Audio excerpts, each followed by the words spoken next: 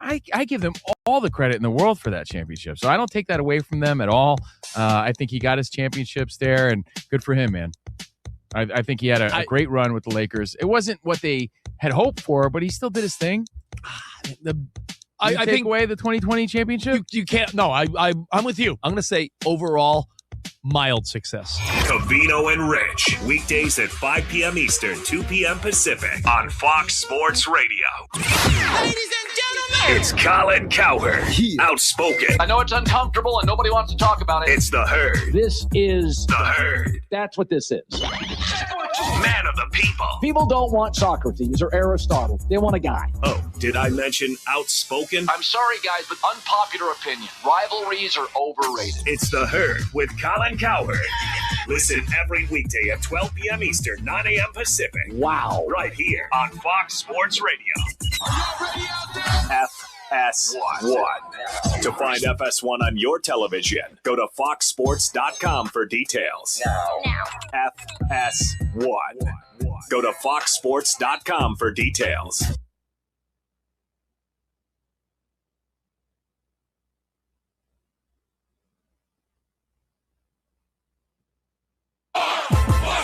And here's what you need to know. A late night at the World Cup game in Mexico City, a lightning delay of 1 hour at the start. Eventually, Mexico with 2 first-half goals beat Ecuador 2-0, outshot them 8-1 in about the first 30 minutes. Mexico has 4 straight shutout wins to start this tournament. France eliminated Sweden 3-0, Norway over Ivory Coast 2-1. The U.S. plays Wednesday night. LeBron James told the Lakers he will play elsewhere this coming season. The Clippers are sending Kawhi Leonard to Toronto. In the WNBA, New York won the Commissioner's Cup final, defeating Las Vegas. Serena Williams dropped her first-round match at Wimbledon. To Major League Baseball, Detroit sent the Yankees to a 6th straight loss, 9-3. Tarek Skubal over Cam Schlittler. Tampa Bay won its 6th straight, 10-4 at Kansas City. Victories for Houston and the Dodgers. Cubs beat San Diego 9-7. Wins for Texas and the White Sox. I'm Steve DeSager. You're listening to FM 105.7 and AM 1340, WKGN Knoxville and W289CU Knoxville, Fan Run Radio. I am untethered.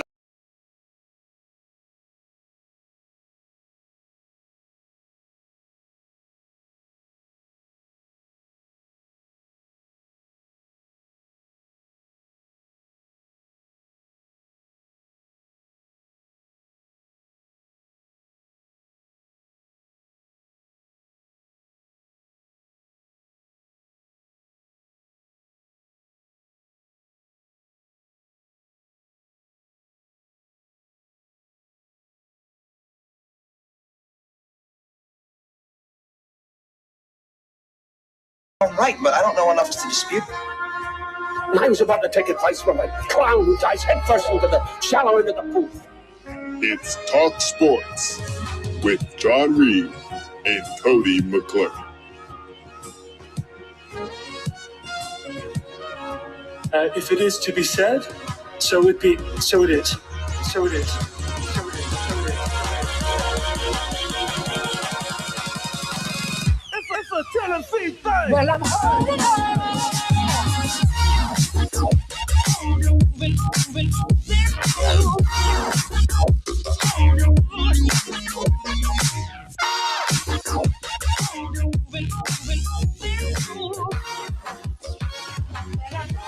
Back in the booth, back on the airwaves.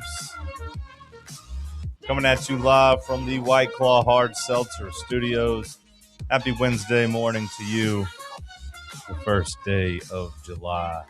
John Reed, Cody McClure, Sam Beard, and Bad News Bubba. We'll talk some sports and some other things. What's up, Cody? Oh, good morning. Hello, John. Just getting ready for the 4th of July here.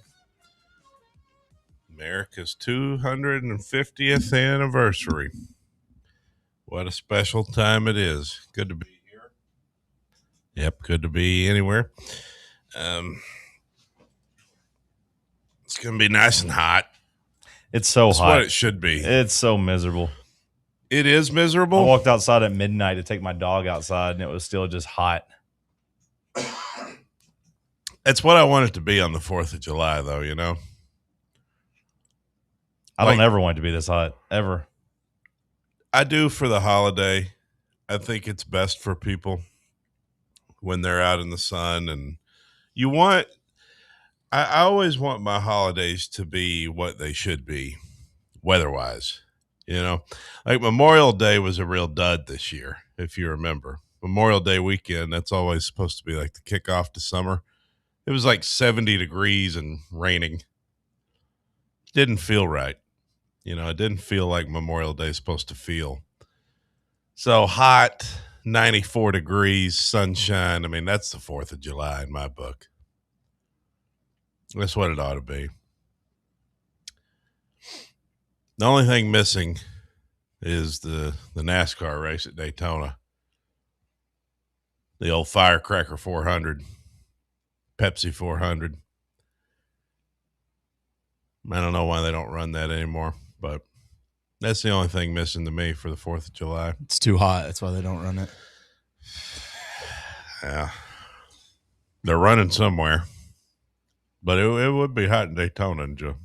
I think I'm with you. I think you need a NASCAR race. They're up in Chicagoland. Not the NASCAR. I think you need the weather, though. I need it to be hot on 4th of July. Mm-hmm. I want that next White Claw by the pool to be what saves me from the heat. Yes.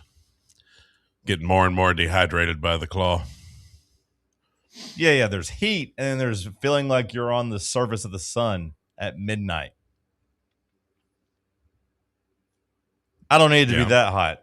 I don't want it to be cold. I don't want it to be raining. I'll settle for 90 instead of 97. Mm-hmm. Yeah, that's fair. Those 7 degrees are a pretty big difference, boys.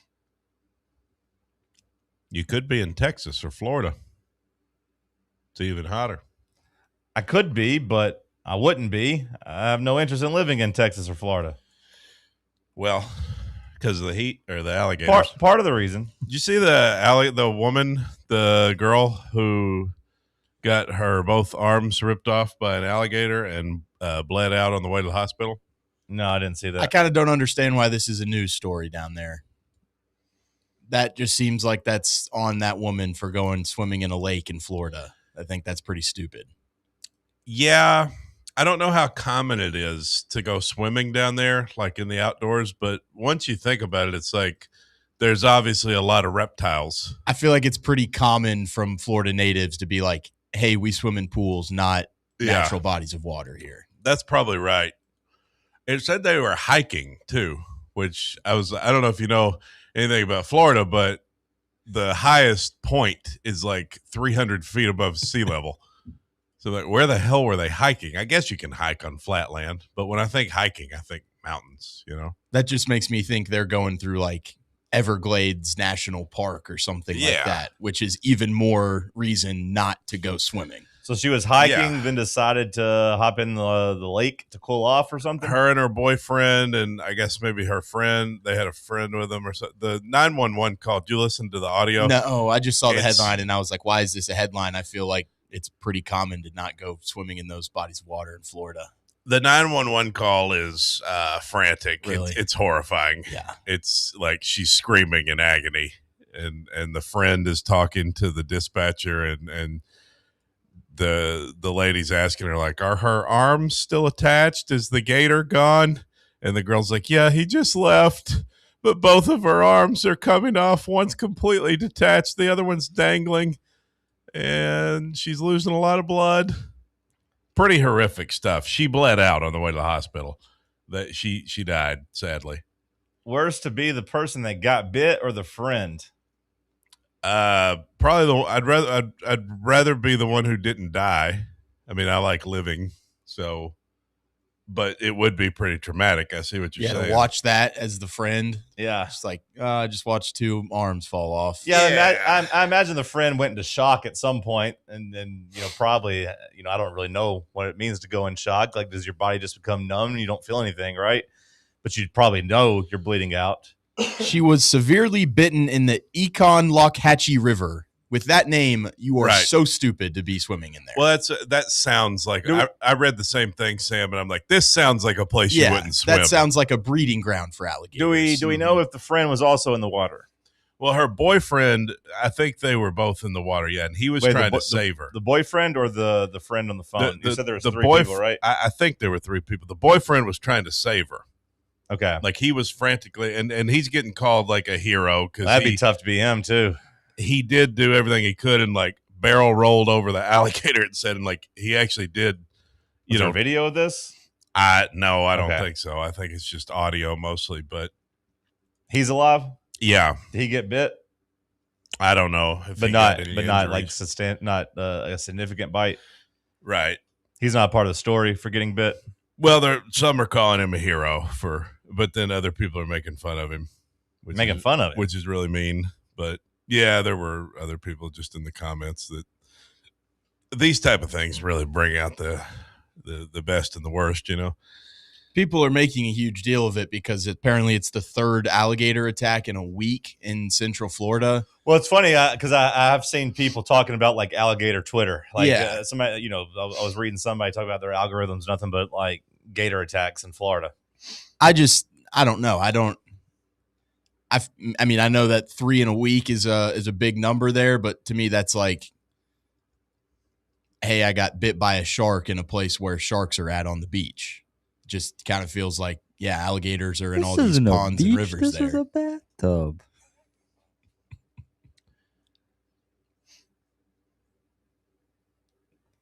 Yeah, those alligators are all over the place down there. I guess being the person that bleeds out and dies would be worse than the person that has to go on living with it. But I'd say so. You'd be pretty jarred.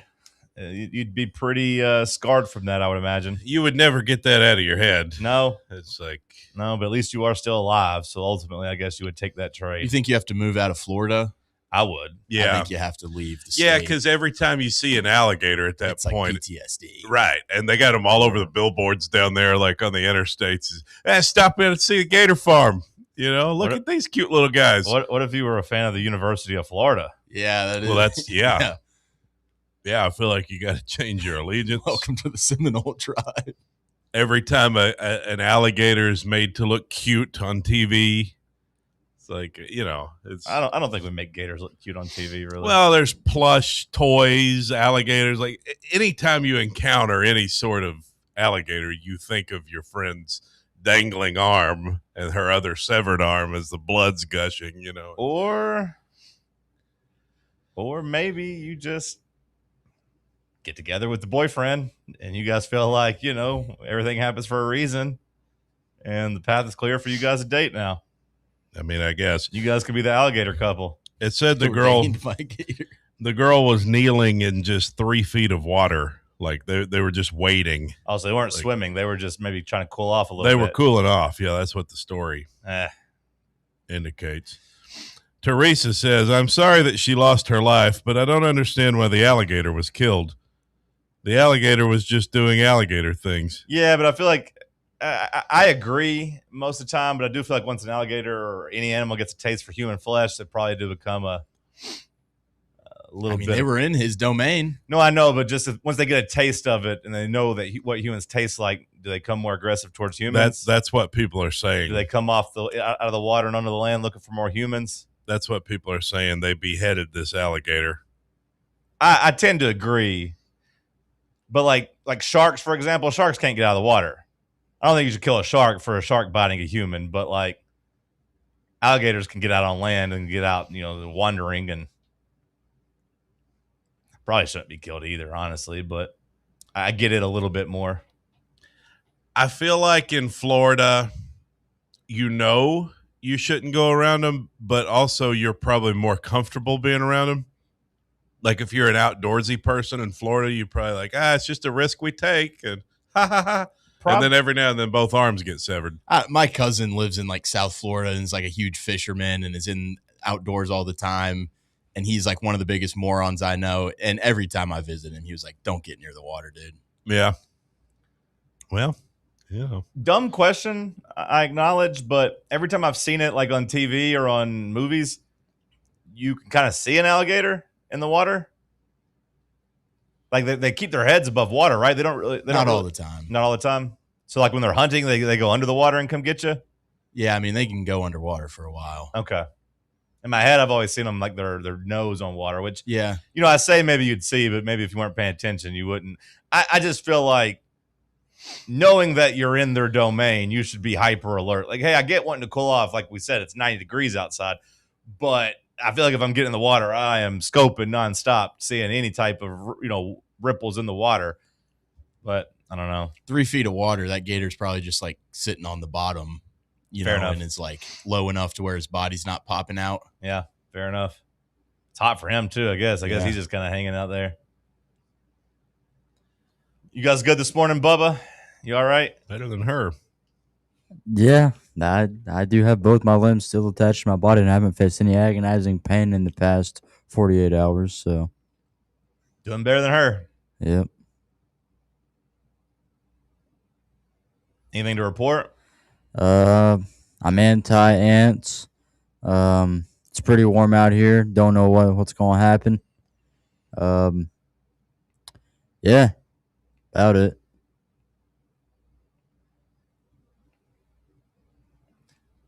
Are anybody pro ants? I don't know, but at least I put my stance out there and where how I feel about those creatures. Because like bees, yeah, I think bees and hell, even spiders and snakes, you can make the case of like, hey, they have a part of the ecosystem, right? Hey, without snakes, rats would take over and we'd all have diseases. Or without bees, you don't get no honey. Ants serve a purpose. What do ants do? I don't know what it is, but they must serve a purpose.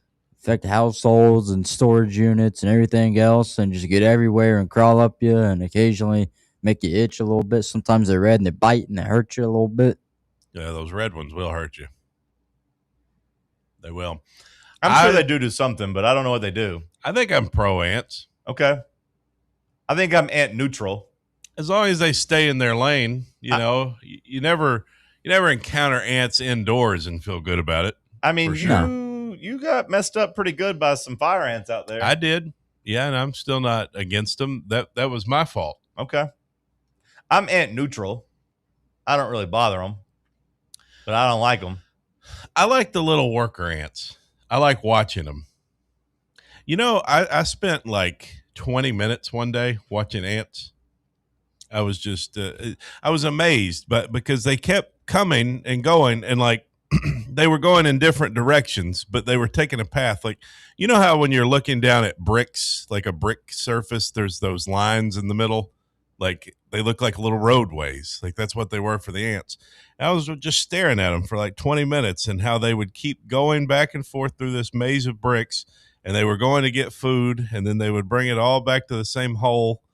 And like, it's amazing how they knew where they were going to me, like how they knew, because they all went to the exact same spot. They took the exact same path. Like they have such a system. It's such an intricate Can thing. we get you an ant farm?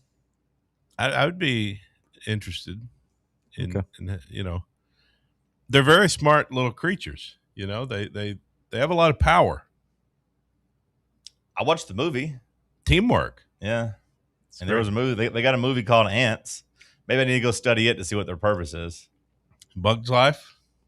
Bug's Life was about all bugs, not just the ants, though. But the ants they had a movie role. just about ants. Yeah. What was that one? Ants. I mean, but was it like With a animated Z. or was it? Was it animated, you asked? Or was it a real movie with real actors?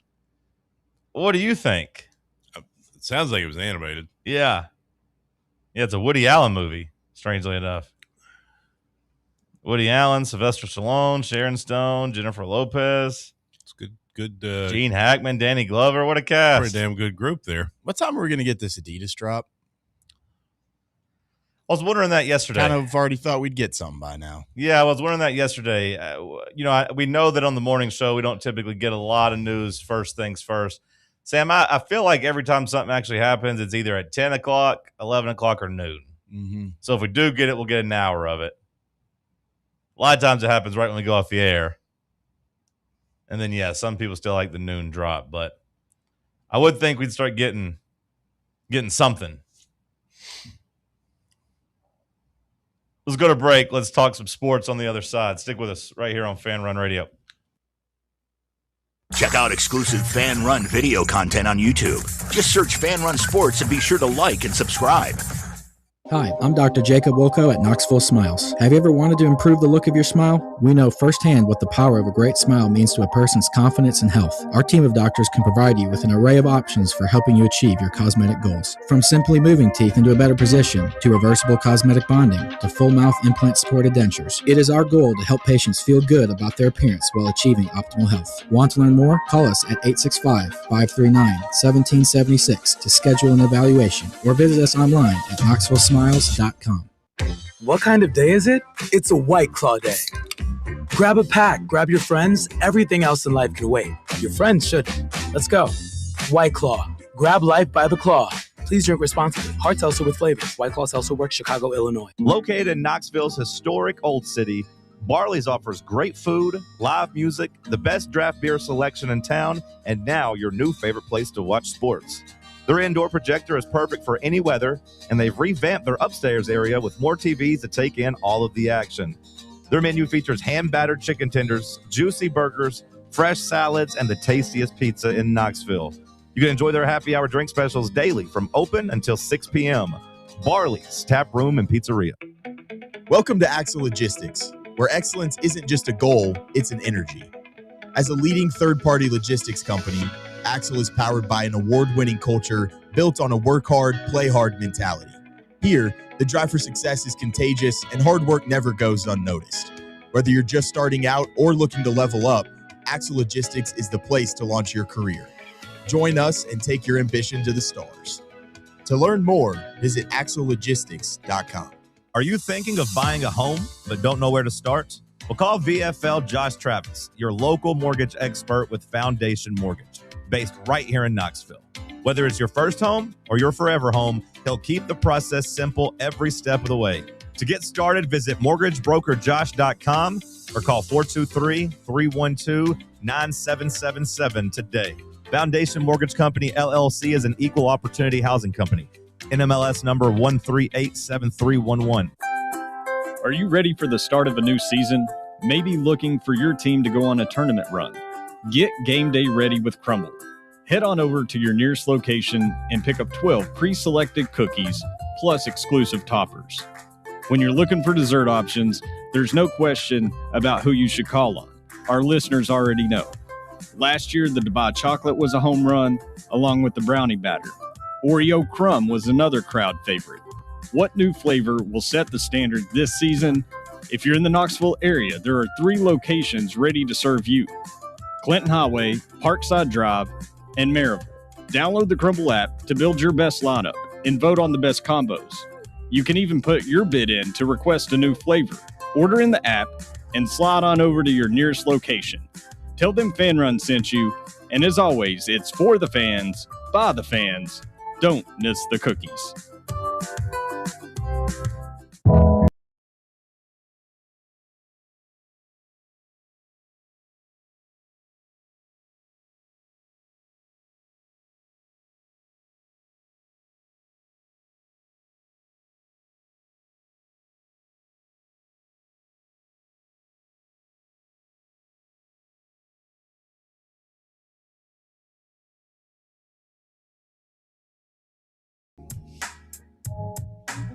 I do see that up at Penn State, they have, at least their 247, one of their 247 reporters, has put out a video of their new uniforms.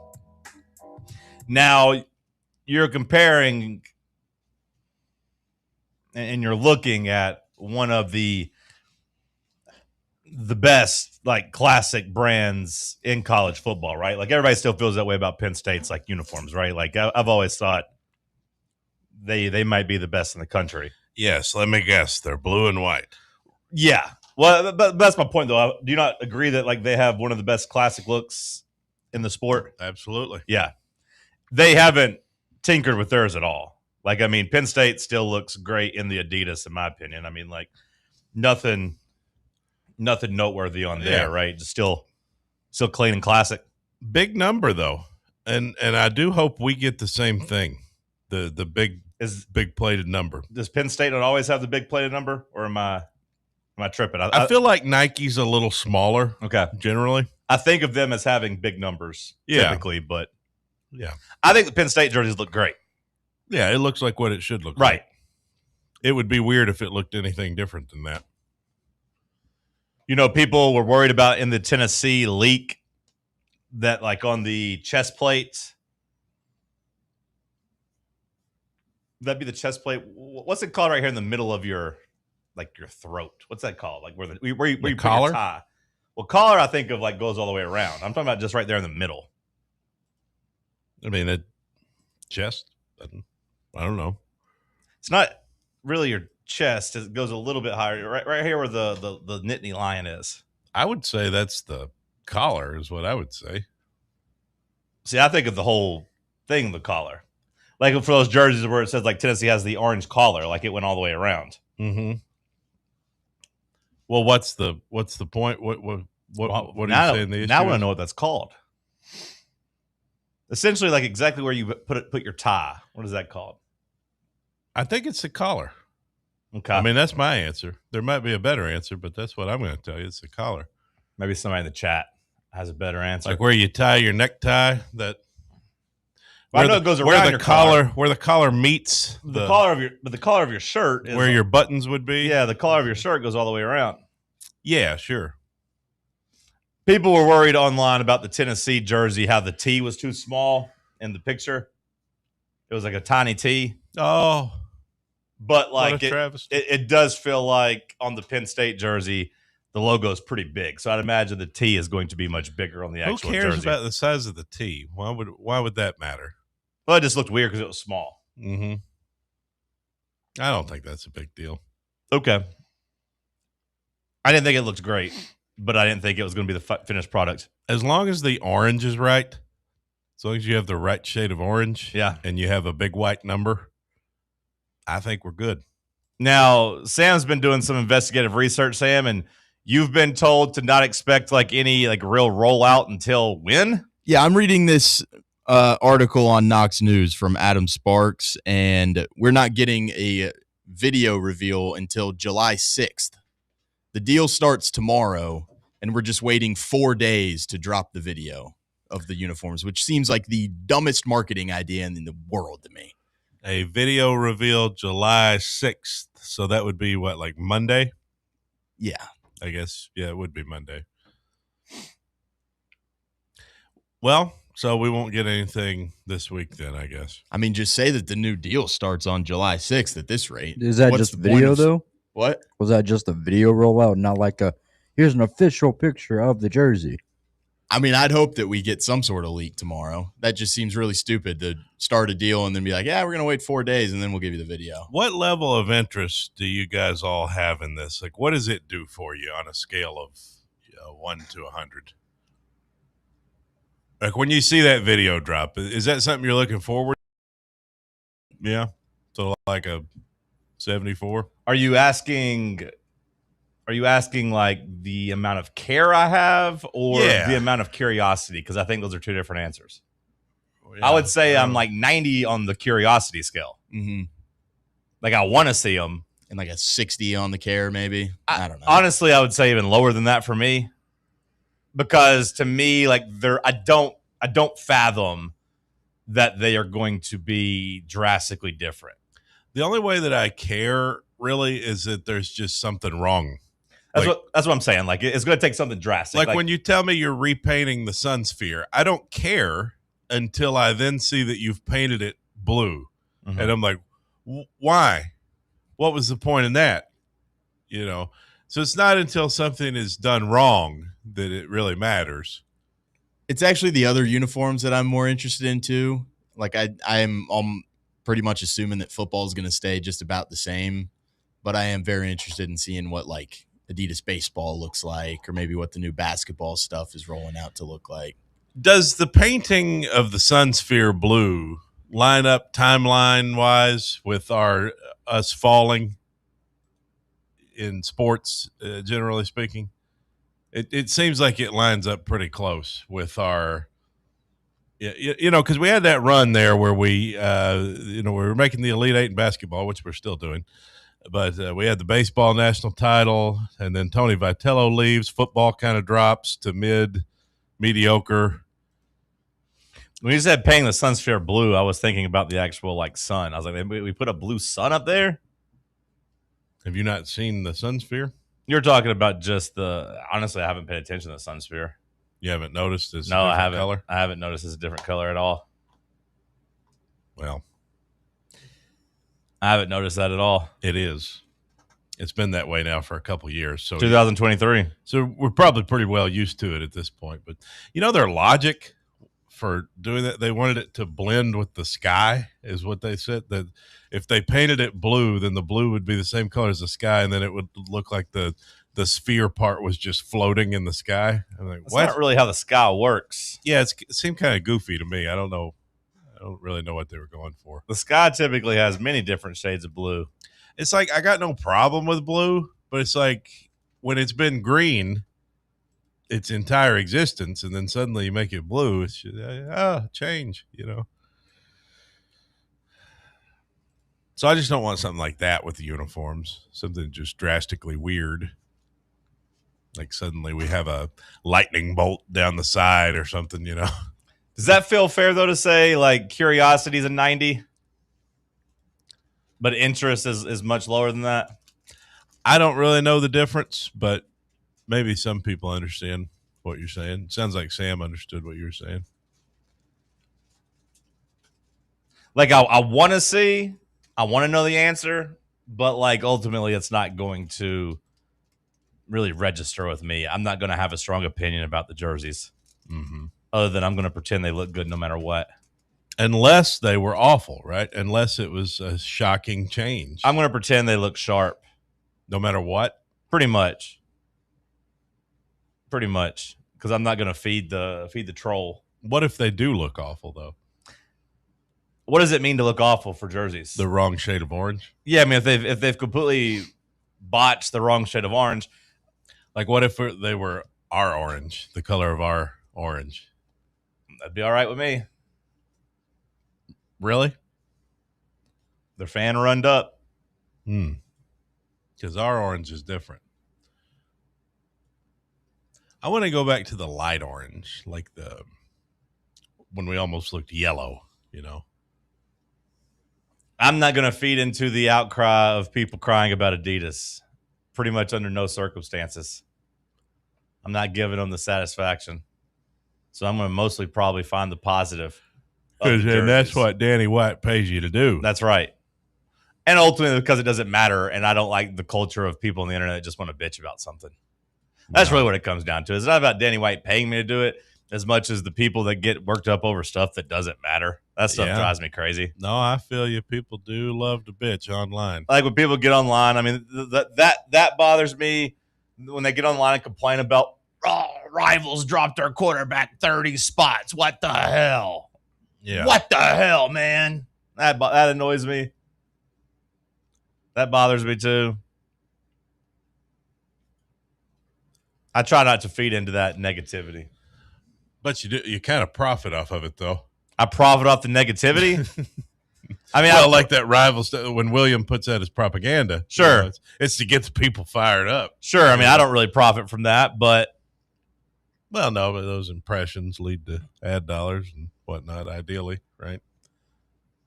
That's what they say. That's what they say in the meetings, anyway. I still maintain that positivity could do just as good. Because people always accuse us of wanting Tennessee to lose. Oh, it's better for them if Tennessee's bad. Oh, the ratings go up. I typically disagree with that. I think that's a short-term gain for a long-term loss, is how I feel. Yeah, if Tennessee blows a game, you'll have a good week of content. Well, there's interest when you're bad, like in the sense that you're looking for a new coach or things like that. You get like a week or two out of that. Yeah.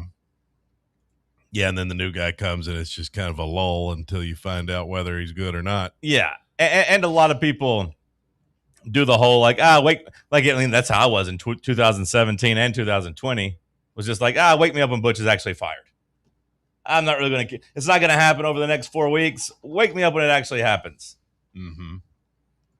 Let me know when I think a worse time for me is almost like when the new coach starts. Oh, that part sucks too. Yeah, no, don't get me wrong. Like the first year of Heupel. Oh, yeah, no, that part sucks too, because then you basically waste the first year. Now, I will give Josh Heupel credit. He got people pretty fired up by the time like October rolled around. Like the fact that we had some offense. Yeah, the Ole Miss game was exciting. People were fired up for that. Yeah, and beating the hell out of South Carolina, Missouri was a nice boost. Well, so coming out of the Pruitt era. Yeah, his first year was better than most people's first year, I would say.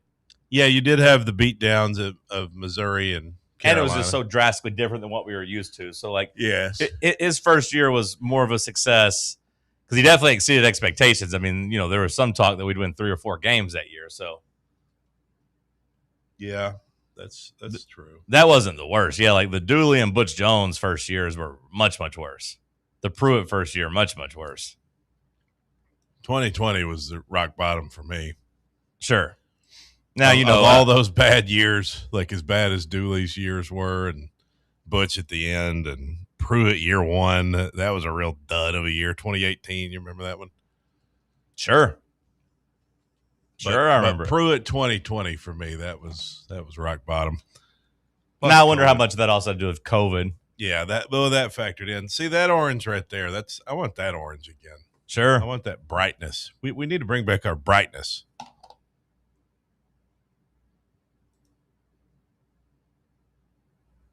That's good stuff there. See, he's wrangling a gator. So like that girl, if she saw that, it would trigger her. She would be like, I wish, our friend was number 34 and he could have done that to that gator so it didn't bite off both the arms of my friend as she bled out of the ambulance. But, that's a legendary player there. That's Jabari Davis. But in that art depiction, the gator does not look friendly. No. And I don't think Jabari's arms were quite that big. I don't think so. It's almost a little exaggerated. I don't think he literally wrangled gators either, though. You don't? No, I don't think he was tying them up like that. But it does look good. Even still, though, that's supposed to be just a fun image. It probably would trigger her. Yeah, like that. That's what I was talking about earlier. Anytime you see a gator, even an animated depiction of one, you think about your friend's arm dangling in the wind. Wonder if they ever recovered the other arm. I don't know. Sam, send us a break. We don't. So, just don't. It doesn't feel like there's going to be anything official until Monday. Brent Hubbs is saying the same thing. Like, not going to be really anything until Monday. I don't know if that means Adidas is going to wait till Monday as well when it comes to our gear. You would think if they're trying to sell some merch, they'd want to strike while the iron's hot a little bit. That's what I'm saying. I mean, maybe I'm just totally overreacting to this, but supposed flagship deal of this brand, and we got to wait 4 days after the official contract starts to get stuff going. Are they letting Penn State have their moment first? Like, does that matter? I haven't seen Penn State do anything officially. Like I said, their 247 reporter put out a video, but I haven't seen Penn State's social teams do anything. Have you seen that yet, Sam? I don't know. Yeah, I haven't really been looking for that either. The uniforms are out there, but it was just a reporter putting them out there, and I don't know how Penn State would feel about that. I know here in Knoxville, no reporters really get out of line. So if Tennessee was asking, "Hey, we don't want this out until Monday," I don't think any reporter would risk pissing them off over on the Hill for a couple of likes and retweets. I don't know how that works at Penn State. Maybe they don't have the same rules there. I think I would have I don't think I'd be mad at all if they just said hey, uniforms drop on July 6th. I feel like everyone just assumed, hey, new deal starts July 2nd. We're going to get new uniforms July 2nd. Yeah. Maybe that's Butch Jones's fault because, whenever we made the switch on July 1st, I'm 90% sure, 95% sure that Nike fashion show we had was on July 1st. where, the media got there. I actually went to that as a member of the media to watch the fashion show. And, they parade the players around and have them out there dancing and stuff. They're also, correct me if I'm wrong, the team's also gone this week. Is that right? I want to say the team's gone. Yeah, maybe all week. So I wonder. I think I've heard they made videos a long time ago. Yeah, it's probably a couple weeks ago. That's probably true. Yeah, I'd imagine since we're not doing like a fashion show, they don't need to be here. They've probably already done all the shots and got them edited and everything. Yeah, for sure. We'll see what Adidas does because, like I said, you would think you'd want to strike with the people like me who are at least excited or wanting to support the new brand. Put some stuff live up there. Yeah, you'll support it on Monday just the same. I'll kind of move on with the story, really. Because I like Sam, I expected to wake up and have this be a big show topic today. Now the show topic about how they ain't there. Well, we'll have to find another topic, such as Calais Campbell's brother killing his mother. To me, that's way worse than the Gator. It's pretty bad. Yeah, to me, that's way worse. Like killing your own mother is one of those things that you hear those stories throughout your life, of something tragic like that, something like that happens. I just can't ever even come close to fathoming that. Well, because you're a normal human. Well, no, I mean, I could see other people, why you would murder other people. Like, I get murdering. Right, but your mother, yeah. I totally understand murdering someone. I think that's as primal and natural of our instinct as to love your parents. Murdering your own mother is never okay. Not acceptable. I'm glad we got that one out there. Calais Campbell in a worse situation than the friend of Gator Girl that had to make the phone call. Like, I feel like living with knowing that your mother got murdered by your brother is worse than having your friend bleed out from a gator bite in front of you. I feel like now he probably wants to murder his brother. Sure, yeah. And that, to me, is completely justified. Like, yeah, you lose both of them. He should be able to murder his brother. You lose both of them, and you lose, like, every memory you've ever had with your brother. Like, that gets tainted. Like, you're going to be triggered into, bad thoughts every time you think of anything in your life that involves your family. Like the Tom Segura show, Bad Thoughts. That's a tough place to be. That's probably worse than the Gator. The Gator Girl's just got to move away from water, and she'll be, for the most part, okay, I think. Yeah, I mean, get her some therapy. Yeah, it's definitely a worse situation to have your brother murder your mother than just simply watching an alligator tear off your girlfriend's arms. Like, both are bad. Both are not ideal.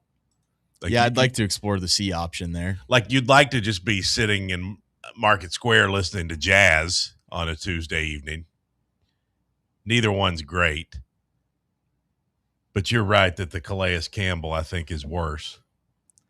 Got a little NBA breaking news we'll dive into after the break. And then we got some big news yesterday. We'll dive into it. Stick with us. Check out exclusive Fan Run video content on YouTube. Just search Fan Run Sports and be sure to like and subscribe. It's official. It's summer. And how does East Tennessee do summer? With your Knoxville Smokies, of course. Only 5 homestands remaining. So if you haven't been to a game yet, what are you waiting for? This week is a huge week with all-you-can-eat Wednesday, Knox Vegas Thirsty Thursday, Friday fireworks, and then Saturday, we're celebrating our country's 250th birthday. America's favorite pastime and fireworks. Is there a better way to celebrate? And come meet Bluey on Sunday. Don't miss the fun. Get your tickets now at smokiesbaseball.com. A brand built in Tennessee and born from the love of the game. Inward Half revolutionizes golfing comfort. Crafted by a former pro and dedicated enthusiast just like you, our luxury performance wear guarantees you stay cool and comfortable through every swing and every day. We're not just a brand. We've set out to create a lifestyle for those who understand that impeccable style and premium performance are a hole-in-one. Enjoy the walk-in with Inward Half. eBay Motors is here for the ride. Go ahead, feel your engine. Admire that perfectly installed exhaust. Your vehicle's moving along this freeway like it was made from fresh installs and a whole lot of love. With eBay Motors, you get over 122 million parts to keep it running. And with eBay Guaranteed Fit, they'll be the perfect fit every time. Plus, at these prices, well, we're burning rubber, not cash. Keep your ride or die alive at ebaymotors.com. Eligible items only. Exclusions apply. Citizens National Bank. Life is more fun with a Good Life account, offering extra benefits, including bank travel. Experience the trip of a lifetime to Ireland. Explore rolling green hills, historic castles, and charming villages across the Emerald Isle. Get in on the fun. Call 865-429-7935 today. Citizens National Bank. Banking never felt so good. Member FDIC. Running a business, coaching a team, planning your next big event, you need more than just gear. You need SM Athletics and Logo Solutions. Custom uniforms, branded apparel, promotional products, done right, done fast, and built to show off your brand with pride. From local businesses to high schools to major universities, SM Athletics is trusted by winners. Get real service, get real quality, get noticed. SM Athletics and Logo Solutions, where your brand comes to life. Visit smathletics.com and let's build something great together. Hey, Vols fans, Cody Brown here. I grew up right here in Tennessee and know what it means when someone says, I've got your back. That's why you can trust Farm Bureau Insurance of Tennessee. Whether it's your home, your vehicle, your family's future, or the business you built from the ground up, we will show up for all of your insurance needs. We are Tennesseans who understand what matters, which is doing right by you. Insurance is not all about just paperwork and policies, but it's about the people we insure every day. So if you want insurance that hits home, give me a call at 865-992-3871. Go Vols.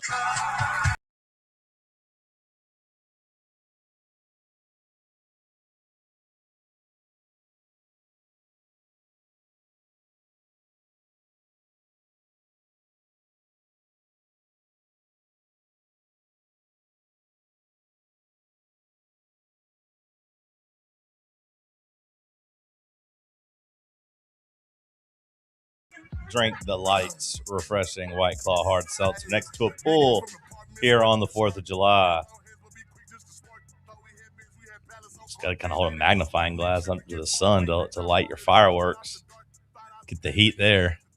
A little bit of breaking news in the NBA as one of the LA franchises losing a star, Cody.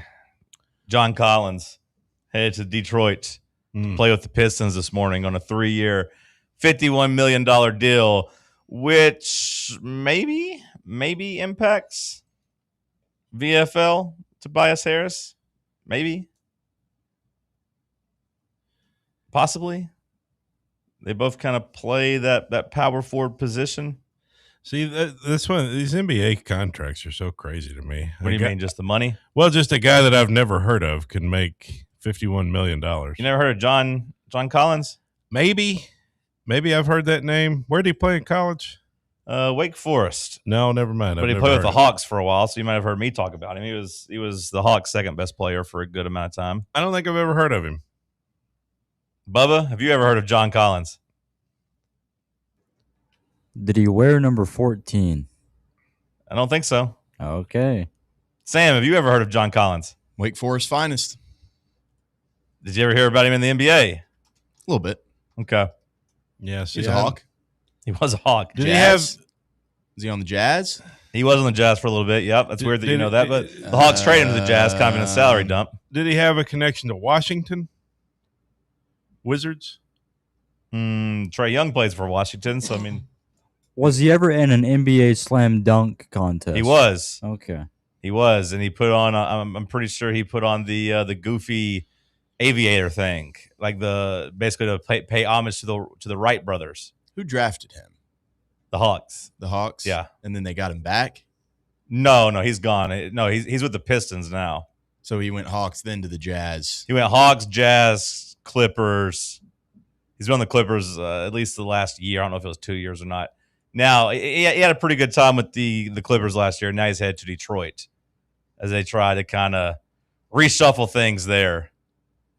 Detroit, Rock City. But, of course, he's not the big star leaving L.A. that made news yesterday. After we got off the air, Cody. Kawhi Leonard ends up in Toronto. Mm-hmm. And also Luke Kennard. Going to Phoenix. But there's also one more big one. Of course. That is maybe reuniting with a former coach and Marcus Smart going to the Houston Rockets. Yes. Yeah. Does this work out good for Dalton Connect? It definitely was a pretty good day for Dalton Connect, Bubba. You're 100% right about that. They haven't traded him, but now all of a sudden, like, they are completely reshuffling their team. It seems like a couple things are happening there. They're getting rid of old guys, and they are prioritizing white guys.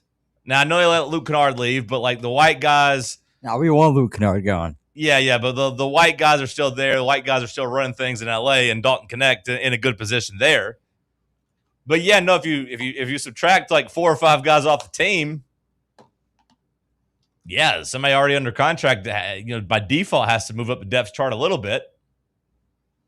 Now, when you ask if it's good for Dalton Connect, my question would be, what's your goal for Dalton Connect, Bubba? Just to get on the court at this point? Average more than 6 minutes a game. Yeah. Then I'd say that's a good sign for him. Some people just want him out of LA because LA doesn't seem like they really care about him. Kawhi? No, Dalton Connect. Oh. We weren't talking about Kawhi at all. You mentioned him, but that's it. We moved on. Well, I don't know who you're talking about. We were just talking about how the Lakers are just basically completely like changing over their roster. And Bubba asked if that was a good thing or a bad thing for Dalton Connect. And I was just saying, well, since he's under contract, he's by default moved up the depth chart. Well, it is officially Luka's team in Los Angeles. It's Luka City now with Kawhi Leonard being gone as well. Yeah, the Luka era is now at the forefront, and Austin Reeves, of course. So LeBron James. Now, see, your inability to pay attention has caused it. We were not talking about LeBron James. We were going to wait and save LeBron James for hour 2. But I feel like it's the story of the day. Well, sure, but we've only got like now 6 minutes to talk about it. So like we were kind of not going to talk about LeBron James. But the fact you weren't paying attention and just completely. No, I was paying attention. No, you weren't. Yeah, you thought we were talking about Kawhi Leonard. For the We were most talking about part. Dalton Connect. Yeah, well, Dalton Connect's irrelevant. Well, that's fine, but that's what we were talking about. You thought we were talking about Kawhi Leonard, so don't He say ain't you no were paying good. attention. Well, I was paying attention for the most part. You weren't. Up to that point. I just didn't know who you were talking about in that very sentence. Right, because you weren't paying attention. Uh-huh. Yeah, so a lot of shakeups, a lot of movement. Kawhi Leonard back to Toronto. He was only there 1 year. Won a championship. There's no way it's going to go as well. No, I don't think it really possibly could. Although the East is pretty wide open. Would you agree with that assessment? I mean, the East is better than the West. It's better? From top to bottom, for sure. But there are no juggernauts at the top, and I think people still think of the Spurs and the Thunder as juggernauts. So when you say it's more wide open, I would say that I agree with that. Well, it's just there's so many teams that you could see in the mix, right? In the East? Yeah. Yeah, but that's part of the reason I say it's better. Yeah, maybe deeper. The race for third place in the East is going to be much more contested than the race for third place in the West. I mean, who's relevant? The Knicks, obviously. Sure. The Celtics are relevant. The Cavs. Especially the Cavs coming up soon if LeBron James ends up there. But yeah, the Cavs are relevant already. The Pistons. Yep. Pistons are getting a little bit worse, but. Well, the Pacers, you have Halliburton coming back, right? Although, isn't he fat now? No, it seems like he's lost the weight. Okay. They were calling him. He was fat about 3 months. Hamburger. He was fat about 3 months ago, but they posted a picture of him back on the court last week, and he looked like he had lost most of that weight. Tyrese Hamburgerton or something. Somebody called him. Mm-hmm. So Indiana, I think it was Halliburger is what they were calling. Oh, that's better. Yeah, that's probably what it was. I messed that up. So Indiana could be relevant. Kawhi now, Toronto relevant. Yep. I mean, there's Miami with Giannis. Yeah, that's right. Yeah, I completely forgot about Miami. They got one of the best players in the game now. I would say Washington, as long as Anthony Davis and Trae Young are playing. I think they have to be. You throw in Debanza there as well. Like that's a relevant franchise now. Yeah, the Magic are still talented. The Hawks are, still there as well. Close to the cutoff. So who's irrelevant? The Nets. I would really say in the East, the only teams that are relevant are Brooklyn and Milwaukee. Yeah, that's tough for Milwaukee. Chicago's on the cutoff. I would still say Chicago's irrelevant when it comes to the playoffs and not competing. Much interest there now since Jordan's been gone. And then Charlotte, I think people are down on their offseason, but I kind of like what they've done. So I would say 12 of the teams there. So like I said, the third place, the race for third place in the East is going to be much tougher than the race for third place in the West. I think the race for first place is going to be really interesting. Like who is the best? Well, it will be interesting team. But like I said, I think I can pretty much Sharpie in first and second place in the Western Conference next year are going to be Oklahoma City and San Antonio. You think so? Yeah, you can argue about the order. The Warriors? No, not the Warriors. You can argue about the order between the Thunder and the Spurs, but I feel pretty confident that they will be 1 and 2. In the East, I wouldn't feel comfortable pinning any team. You think would you say the third best team in the East is going to be better than the third best team in the West? I mean, that was already the case this year. But third best team in the East was the New York Knicks. But Denver, yeah, you don't think Denver has staying power as again the third place team in the East was the New York Knicks last year. They won the championship. Mm-hmm. They were much better than Denver, who lost in the first round. But it was kind of like everything went right for the Knicks, and they did dominate. But the schedule broke their way, or who they played. What are you talking about? They played the Spurs. Yeah, but they didn't have to play Oklahoma City. Because that team lost to the Spurs. I know, but I'm just saying you'd rather have things broke their way to be able to play Cleveland. But they were a better, more complete team than Denver for sure. They'd have beat the hell out of Denver in a playoff series. I'm not arguing Denver against the Knicks. Well, I mean, just anybody outside. I mean, you could say maybe Oklahoma City healthy would have beaten the Knicks, and I would agree. But again, that's the number 1 seed in the West. Mm-hmm. Yeah, I'm not arguing those two teams. I'm just saying you're saying the race for third this year, and whoever last year and last year. I think the West was propped up by the Thunder and the Spurs, and 3 through 10 kind of sucked. Well, that's why I'm asking. That Denver team wasn't very good. You don't think Denver will be back like Jokic? You don't think there's staying power with? I mean, I think they'll be in the playoffs. But not relevant, not like championship level. It depends. I mean, if they run back their same exact team, no, probably not. It's weird because there was a time not that long ago, literally a year or two ago, where you looked at Jokic and you're like, this guy's he's going to dominate the league. Yeah. Same thing we said about Giannis.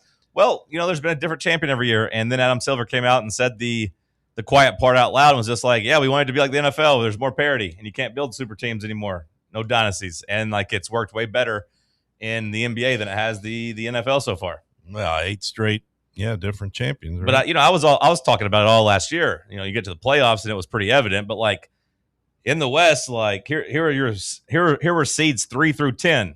Denver kind of sucked. Lakers kind of sucked. Houston kind of sucked. Minnesota, I thought they were good. Phoenix kind of sucked. Portland kind of sucked. Clippers kind of sucked. Golden State kind of sucked. Yeah. Yeah, I mean, Minnesota, probably the best of those teams. Hour 1 of the books. We'll kick off hour 2 with some headlines. Got some big LeBron James news coming up in hour 2. We'll talk about it as he is leaving Los Angeles. Stick with us. It's Talk Sports on Fan Run Radio. The flagship station for Tennessee football. Fans. Fan Run Radio. Are you thinking of buying a home but don't know where to start? Well, call VFL Josh Travis, your local mortgage expert with Foundation Mortgage, based right here in Knoxville. Whether it's your first home or your forever home, he'll keep the process simple every step of the way. To get started, visit mortgagebrokerjosh.com or call 423-312-9777 today. Foundation Mortgage Company, LLC is an equal opportunity housing company. NMLS number 1387311. Welcome to Axle Logistics, where excellence isn't just a goal, it's an energy. As a leading third-party logistics company, Axle is powered by an award-winning culture built on a work hard, play hard mentality. Here, the drive for success is contagious and hard work never goes unnoticed. Whether you're just starting out or looking to level up, Axle Logistics is the place to launch your career. Join us and take your ambition to the stars. To learn more, visit axlelogistics.com. Smoky Mountain Brewery is the place to be for game day. From the moment you walk in, it's wall-to-wall big screens, making Smoky Mountain Brewery the perfect place to watch the Vols or your favorite team in action. With locations in Turkey Creek, Maryville, Pigeon Forge, and Gatlinburg, you're never far away from a great time at Smoky Mountain Brewery. Try one of their world-famous microbrews like Black Bear Ale, Mountain Light, or Cherokee Ale. Juicy burgers, wings that bring the heat, and delicious handmade pizzas made with hand-tossed crust from the freshest ingredients and their own special sauce from a secret recipe, topped off with hand-grated cheese and farm-fresh toppings. And don't forget, those famous microbrews are also available in kegs for your next party or in 6-packs and growlers to go. So grab your crew and head to Smoky Mountain Brewery and tell them Fan Run Radio sent you. Smoky Mountain Brewery. Eat local, eat good. You're listening to FM 105.7 and AM 1340, WKGN Knoxville, and W289CU Knoxville, Fan Run Radio. A brand built in Tennessee and born from the love of the game. Inward Half revolutionizes golfing comfort. Crafted by a former pro and dedicated enthusiast just like you, our luxury performance wear guarantees you stay cool and comfortable through every swing and every day. We're not just a brand. We've set out to create a lifestyle for those who understand that impeccable style and premium performance are a hole-in-one. Enjoy the walk-in with Inward Half. Barley's has live music on weekends, general team trivia on Wednesday nights at 8 p.m., and now live sports trivia courtesy of the Knoxville Trivia Guys every Thursday night upstairs. The game starts at 7 p.m. and is free to play for everyone, so head on down to the Old City and show off your sports knowledge and win gift cards to Barley's. Use those gift cards to buy some delicious food and drinks, and you can take it all in with their wide selection of TVs and indoor projectors. Barley's Tap Room and Pizzeria. What kind of day is it? It's a White Claw day. Grab a pack, grab your friends. Everything else in life can wait. Your friends shouldn't. Let's go. White Claw. Grab life by the claw. Please drink responsibly. Hard seltzer with flavors. White Claw Seltzer Works, Chicago, Illinois. Damian Lillard looked like the second best point guard in the league last night. You're listening to Talk Sports. You said you watched a good portion of this game? Yes, I did. Are you rattled right now? Yes, I am. Very much so. Airing every day from 7 a.m. to 10 a.m. You need some big women or bacon? I've already had bacon today. Just need a big woman now? A couple of big white girls will be all right, though. Ladies, if you're out there. Oh, they're out there. And you're listening. They're listening. Big white girls are always listening. I'd like to bake biscuits with you. You and me. Tonight. My place. That's what it's called when two big people make love. Bacon biscuits. On 1340 WKGN. You just got all that dough under the covers. That heat starts to rise. Now, if you get two big girls, it's like baking a whole loaf of bread at that point. I never have been with two big girls at the same time. Definitely on the bucket list. I mean, Damian Lillard was dropping threes last night. Hour number 2 kicking off in the White Claw Hard Seltzer Studios. Adam Sparks on Twitter posting a link to a news article. It says Tennessee went to great lengths to get its iconic orange just right on its new Adidas uniforms. It's harder than you think. And then he writes the how Tennessee secretly designed new Adidas uniforms. It'd be great if we could see it.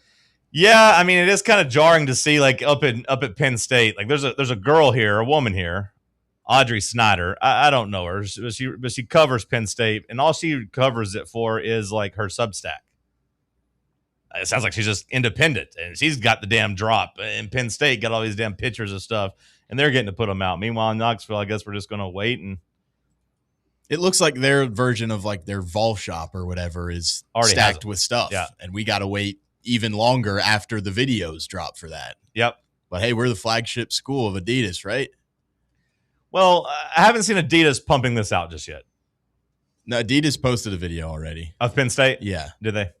Okay. It was like a video of them putting their little Nittany Lion dude in like a tracksuit, an Adidas tracksuit. It was actually a cool video. Now, Sam, I know you're getting fired up about this, and you're already starting to turn on Adidas and saying we're not the premier of the flagship school.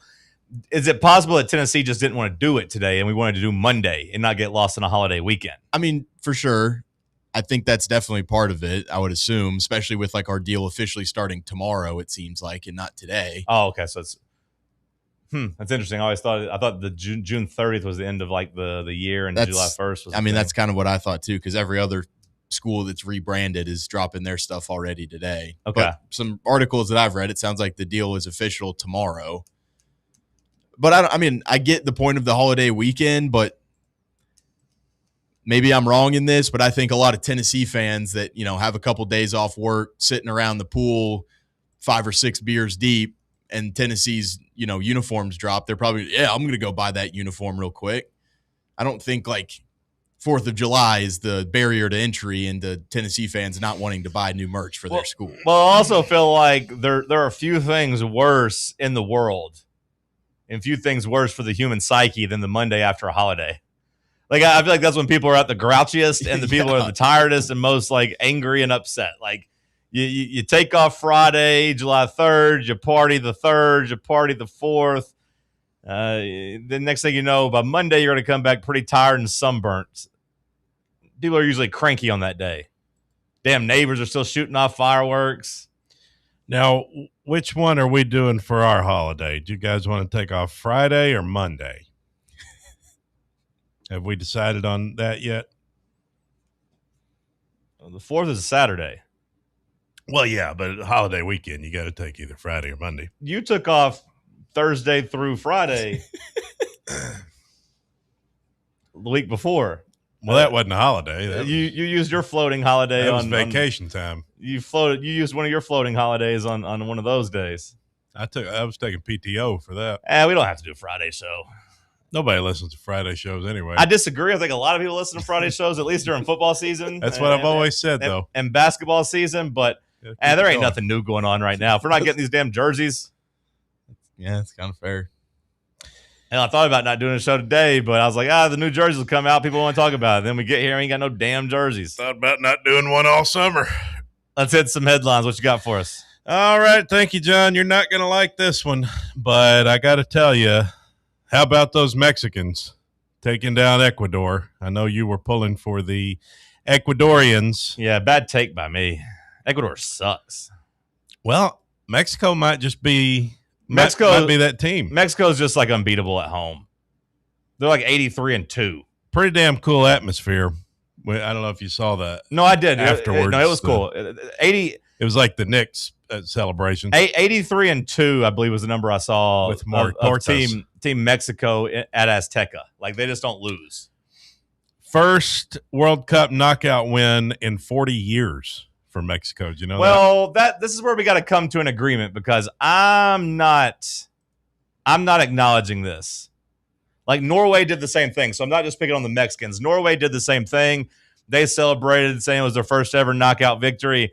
With the expanded field, and you got to win the next one. Yeah, like that's like claiming you won a tournament game just because you won the play-in game. Like, I don't consider that to be the case. Okay, and I'm consistent. Again, I'm not just picking on the Mexicans. I feel the same way during March Madness. Like, if you win one of the first 4 games, whatever the hell they're called. Seems like you're really defending this hard, that you're not just picking on the Mexicans. Well, I'm not just picking on the Mexicans.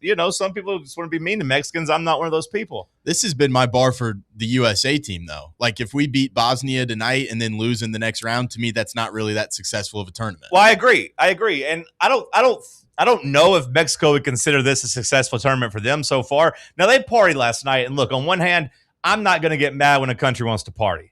So I'm not going to make fun of them for doing their big thing, because people are doing that for group stage games. Just having the World Cup at your home, winning those games, that's cool. I want to see the Mexicans whip England's ass. That's what I want to see. Do we know where that game is going to be played? Can somebody search that?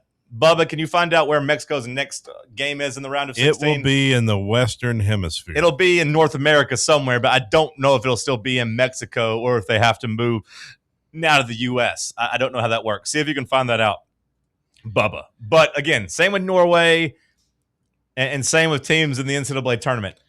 Mexico's whole thing was they couldn't get past the round of 16. Mexico City. That's going to be tough for England. Hell yeah. That's going to be tough for England. At the Estadio Banorte. Okay. Let's get them, Mexicans. But for now, I don't really acknowledge that they broke their knockout curse because it's really a round of 16 curse. Well, I'll be pulling for them. Just like I'm not going to do a lot of flips for saying, "Oh, what a great World Cup win tonight!" If America beats Bosnia. Now, if they go out and beat Belgium or Senegal the next time, that's when you've actually accomplished something. Senegal. Yep. Today you got England at noon against the Congo. You got Belgium against Senegal at 4, and then we play Bosnia and Herzegovina.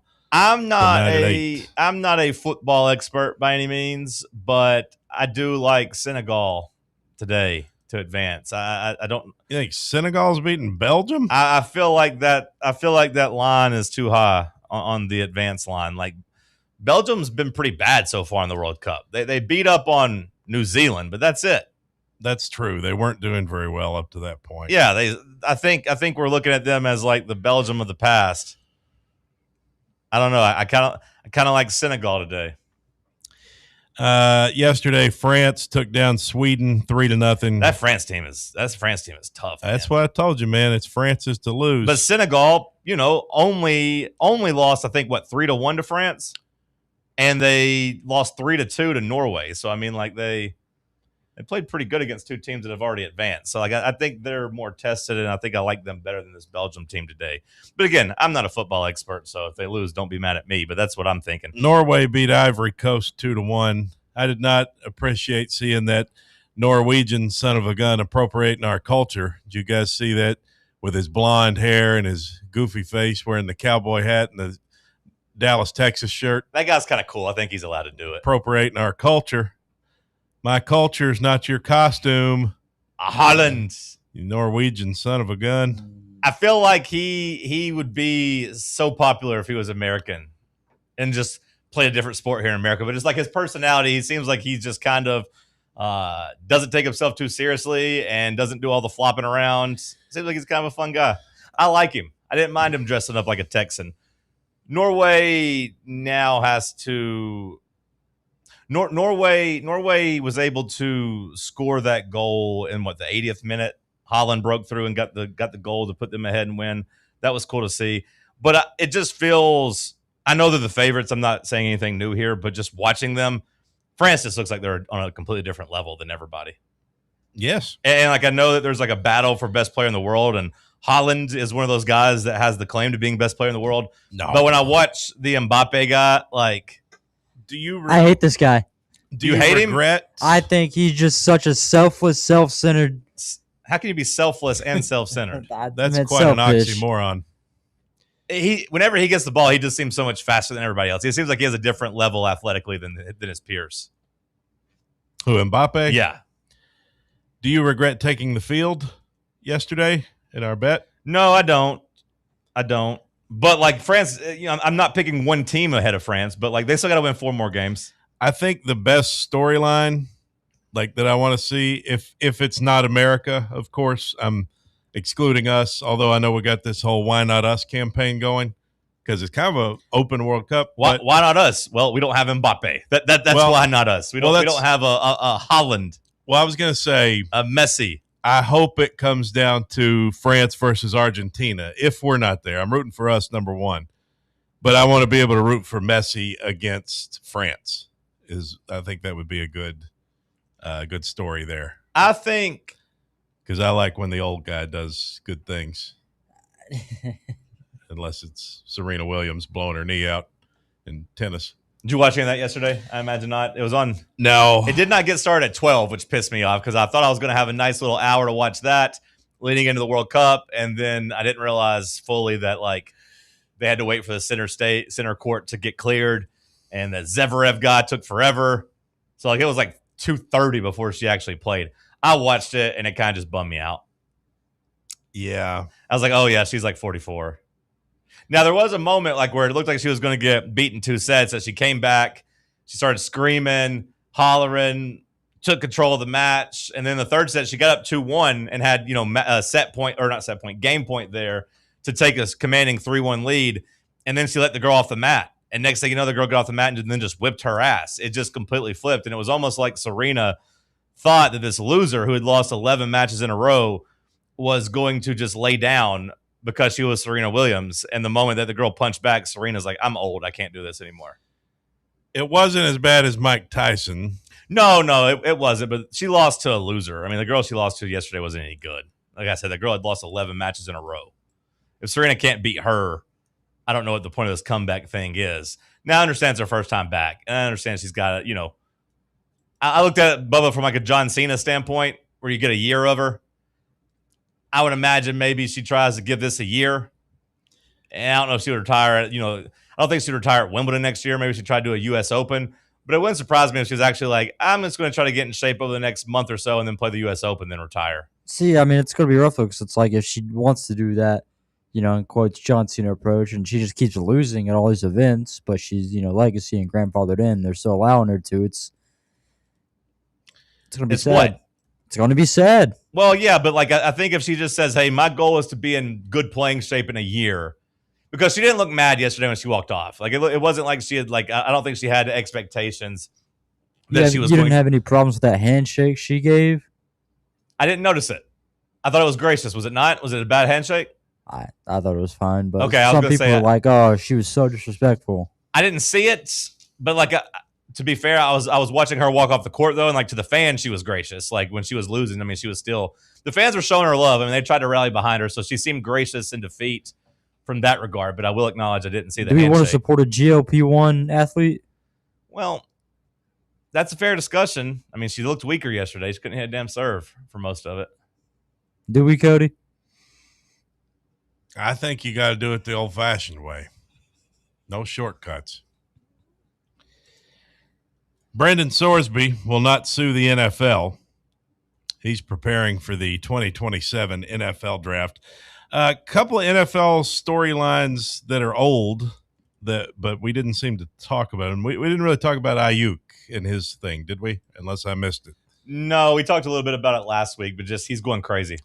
He's going absolutely nuts. And then maybe you guys did talk about it last week, but Caleb Williams and his trademark situation. We did. Trying to trademark his nickname. Okay, so you guys already hit those. For some reason, they're still talking about that on Fox Sports National. They were talking about it all day yesterday. Brother, so. The sports calendar's weak right now. You got to talk what you can talk about. Yeah, I reckon so. I'm not gonna make fun of anybody right now for their show content. I think if you want to just roll out the phone lines and let people talk to you for hours, go for it. If you want to just do Tennessee's football schedule for hours, go for it. Like, there's no right answer right now. I think it's kind of a black mark on Caleb Williams. I think I'm back on the other side with Caleb Williams. I kind of grew to like him the way he was playing last year. You got a problem in trying to do a trademark? Well, I didn't like the fingernail painting. I said he was going to be a bust because of that. Yeah, that was years ago, though. You're right, but then I came around on him last year because he was playing so well in the fourth quarter, and I said, "This guy's pretty awesome. He's a fun player." Yeah, but I think I've gone the other way on him now with this trademark stuff. That's all it took. Yeah, was him trying to trademark something. Yeah, I don't like it. It screams not serious to me. Tom Brady trademarked so much stuff. Yeah, but Tom Brady had earned all that. Tom Brady had carte blanche. I mean, Caleb Williams. When Tom Brady first applied for his first. I'm just saying, Caleb Williams, trademark. You got to do something first before you become the Iceman. He's done something. They're trying to take George Gervin's name there. I mean, what the heck is up with that? He ain't done nothing yet. How many championships George Gervin win? I don't know. How many Caleb Williams won? That's why I'm asking you. You said you have to do something to earn it. How many did George Gervin earn? George Gervin was a legend. Okay. How many championships did he win? I don't know. 0. Well. What did he do to earn his nickname? You say you got to win something. What did he win? He was a legend. He put his time in.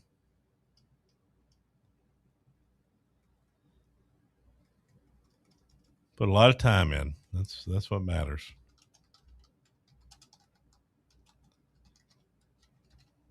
I mean, yeah, the whole like Iceman thing, whatever, like that's fine. But I'm a fan of Caleb Williams. I think he is, pretty electric.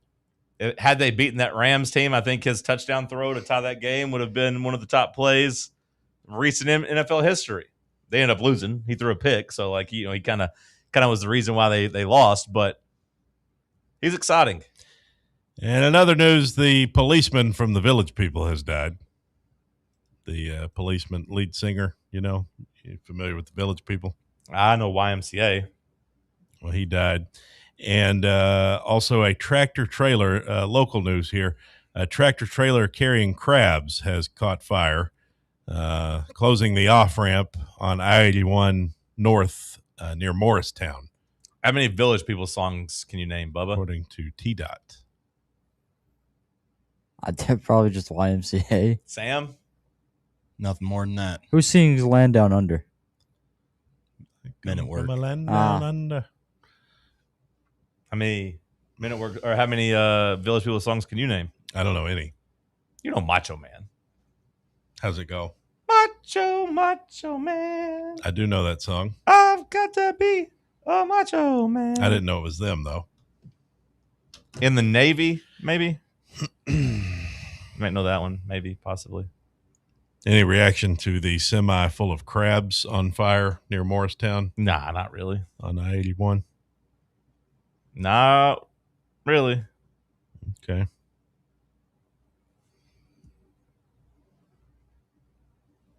Dave Roberts got his 1,000th win. Oh, good for Dave Roberts. Dodgers. Do it with a team that's not the Dodgers, Dave Roberts, if you want some respect. Anybody can win with the damn Dodgers. I could manage the Dodgers. Sure you could. I could. Sure you could. What's so hard? You got to know how to set the lineup and where. How to set the lineup. Where to put guys. I'm gonna put my $1 billion player at first. I'm gonna put my other $1 billion player at second.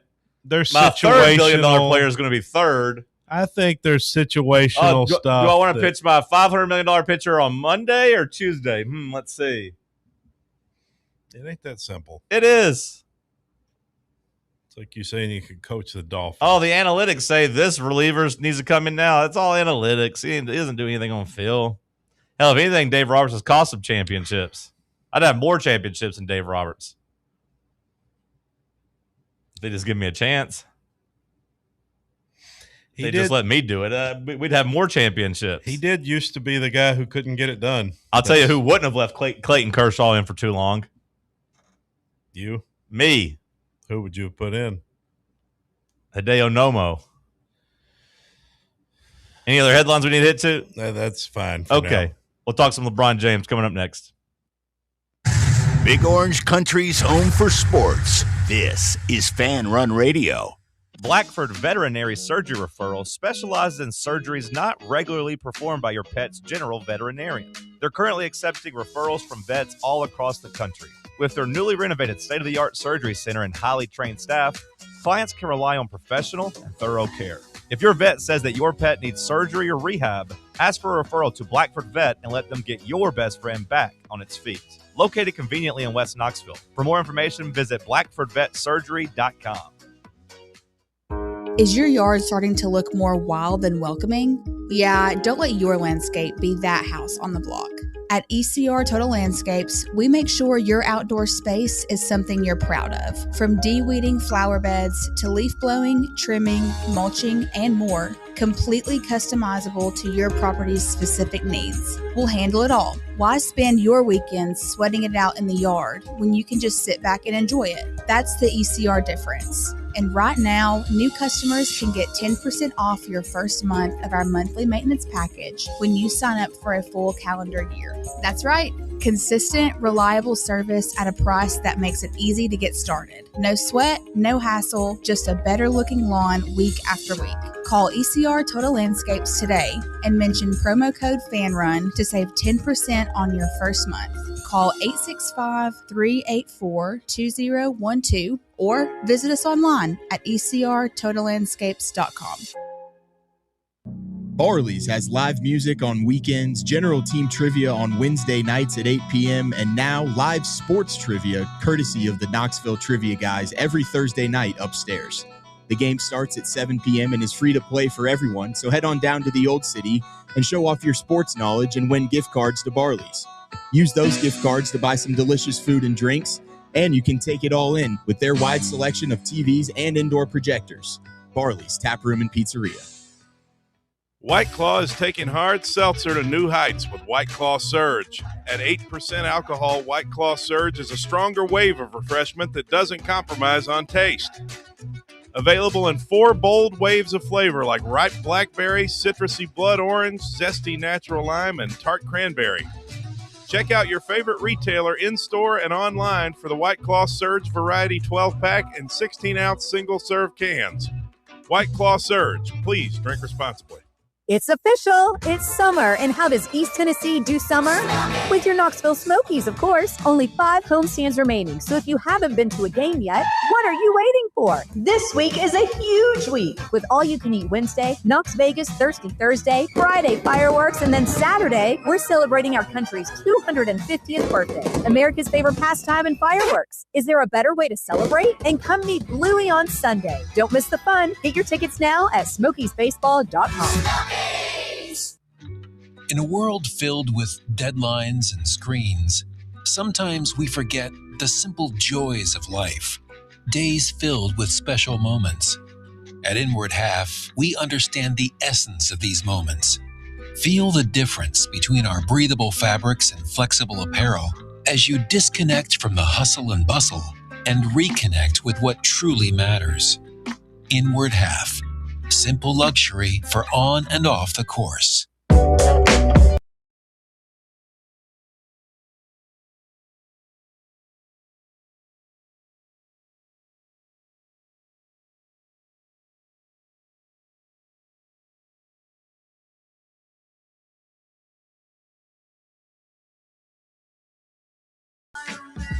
All right, Cody, where are you headed? LeBron James leaving the Los Angeles Lakers. Finally. After an 8-year stint. In L.A. I couldn't wait to talk about this. Bubba, I can't believe it took so long. Bubba, when you close your eyes and you think of LeBron James playing basketball, what jersey do you picture? Miami. Sam. I'm kind of in the same boat. Cody. I pictured Cleveland. You didn't even close your eyes. Neither. Bubba was the only person. I did. Bubba was the only person that closed his eyes. I closed my eyes. Briefly. I picture Cleveland. Miami, Cleveland. What No do you Lakers. Picture? Close your eyes. What are you picturing? Just black. Oh, That's kind of insensitive. The Brooklyn Nets, maybe? Is that where he's going to end up? I think I see him on a golf course. Let me try again. I see gray. I see those crabs spilling out of the semi-truck on Interstate 81. Pinching LeBron, and then he's out for like 45 games. I think the Lakers would probably be the 4th of the 3 other stints. Like when I close my eyes and think of LeBron moments. Detroit. Rock City. Like the first one's probably is Miami. Well, it just depends. I think that's a good test. Sam, Bubba, do you have a positive or negative view on LeBron James? What do you mean? Just like his entire career? Do you like him or dislike him typically?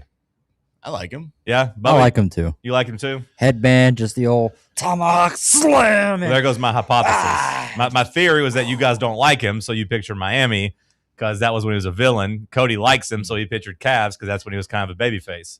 But you guys both say you like him, so that's not. He kind of became a villain to me when he went to the Lakers. I actually liked him when he was at the Heat, even though it was the villain, like big three stuff. I didn't like him. I didn't like him at all. My cousins are from Miami. They were so fired up about that. Like, okay. I also just think that's also like the peak of LeBron's career. I think that's the peak of his playing ability is when he was in Miami. It's when he hit a different level. Like he went to becoming like the moment he passed Michael Jordan as a basketball player was probably 2013 because his 2013 season is one of the best seasons of all time, if not the best season of all time when you look at the way he unlocked the game. Thanks, Ray Allen. Like I don't think I'm a big enough NBA fan to hate him for his Miami stuff. I just kind of appreciate him as an unbelievable player the most when he was with the Heat. Okay. I find LeBron to be polarizing. I understand people that don't like him. I do like him, but I go back and forth sometimes on certain things, you know. But I like LeBron. Like, LeBron is the reason that I watch. Like, if I'm going to watch the NBA, like LeBron, he gets me to the TV, which I appreciate.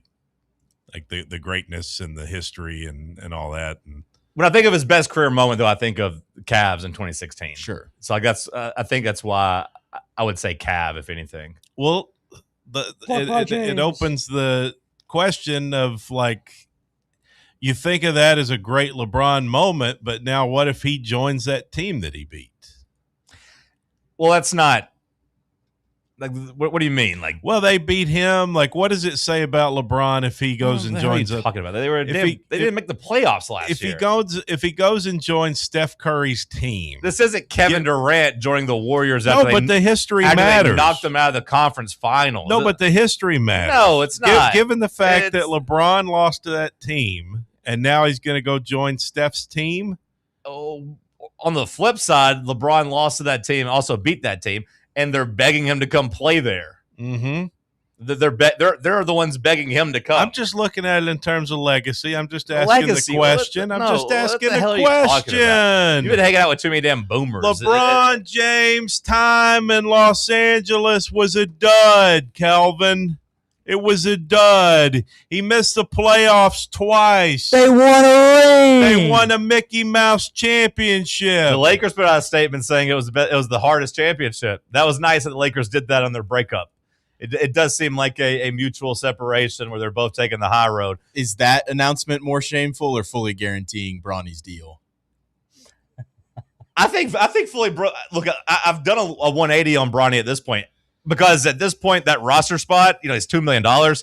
He's played in the league this will be his third year. He's probably a better rotation piece than they could find as a second round pick this year. Rob Parker last night said that Bronny needs to retire.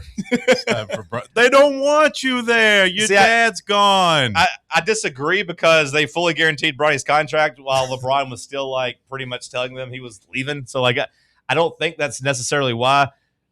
And again, he makes $2 million, and he's at least played some minutes. I think JJ probably thinks hey, we can maybe squeeze out this guy as a fringe 10th, 11th man, which is pretty good for $2 million. I think. But no, if LeBron James joins Golden State, let's just go ahead and get out there that's not the same thing as Kevin Durant joining Golden State after they beat him in the conference finals. He had to go join Dwayne Wade's team. Now he's going to go. Dwayne Wade begged him to come. Now he's going to join Steph Curry's team. They're begging him to come. No Anthony Davis, though. Washington said they're not willing to trade him, right? Well, I don't believe that. You don't believe that? Well, that doesn't necessarily mean that they're going to trade him, but I don't believe that they are unwilling to trade him. If somebody offers them something good, they will trade Anthony Davis. But they're probably saying that because hey, stop trying to trade us Jimmy Butler on a torn ACL and a first round pick for Anthony Davis. We ain't doing that. It's just leverage. Once the rest of the league knows you're trading somebody, the value goes through the floor. Just ask the Memphis Grizzlies and John Morant. Whenever somebody ask Jaylen Brown and the Celtics right now, everyone knows the Celtics are trying to trade Jaylen Brown. They're getting lowballed on the offer. I think what they said yesterday was 40 cents on the dollar is what people are offering right now for Jaylen Brown. So the Wizards have to come out and say they won't trade Anthony Davis. All right, Bubba, close your eyes. Where do you want to see LeBron James in 2026, 2027? The hell's wrong with this guy? In the hospital, it sounds like. He got his asthma's acting up. What the hell's going on, Bubba? All right, let's skip Bubba. Sam. Maybe take it easy on them Virginia Slims, Bubba. Where do you want to see LeBron James in 2026, 2027? Unfortunately, anywhere but Golden State, and I think it's just going to be Golden State. Cody? In the nursing home. I guess just Cleveland. Just wrap it up in a nice little bow. Yeah, Cleveland is the cleanest fit. I think also they probably have the best basketball team around him. Like Miami, if he had 2 or 3 years, okay, go down there and play with Giannis and Bam, and you don't have to worry about defense because those guys got you, but I don't know if they have enough around even those 3 players to win a championship. Maybe. Cleveland was already pretty good, so like if you just – their weakness has always been they haven't been able to find a small forward, so if you drop him on there as a small forward, that team, that starting 5 would be pretty good. I said a month ago that I thought the best thing would be to do the Spurs, but then the Spurs beat the Thunder. So I don't know if you could do that anymore.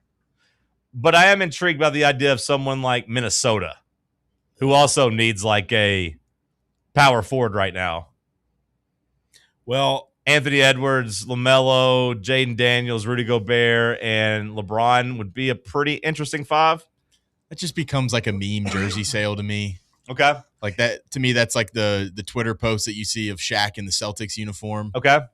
Well, see, that's the thing so far is that despite being in year 2023, we haven't had that moment, right? Like all the greats have those moments with Shaq. I mean, like for your era, it's Shaq. For my era, it was like Hakeem Olajuwon ending up in like Toronto and Patrick Ewing in Orlando, where they're just there collecting a check, basically. LeBron, year 23, it hasn't happened yet.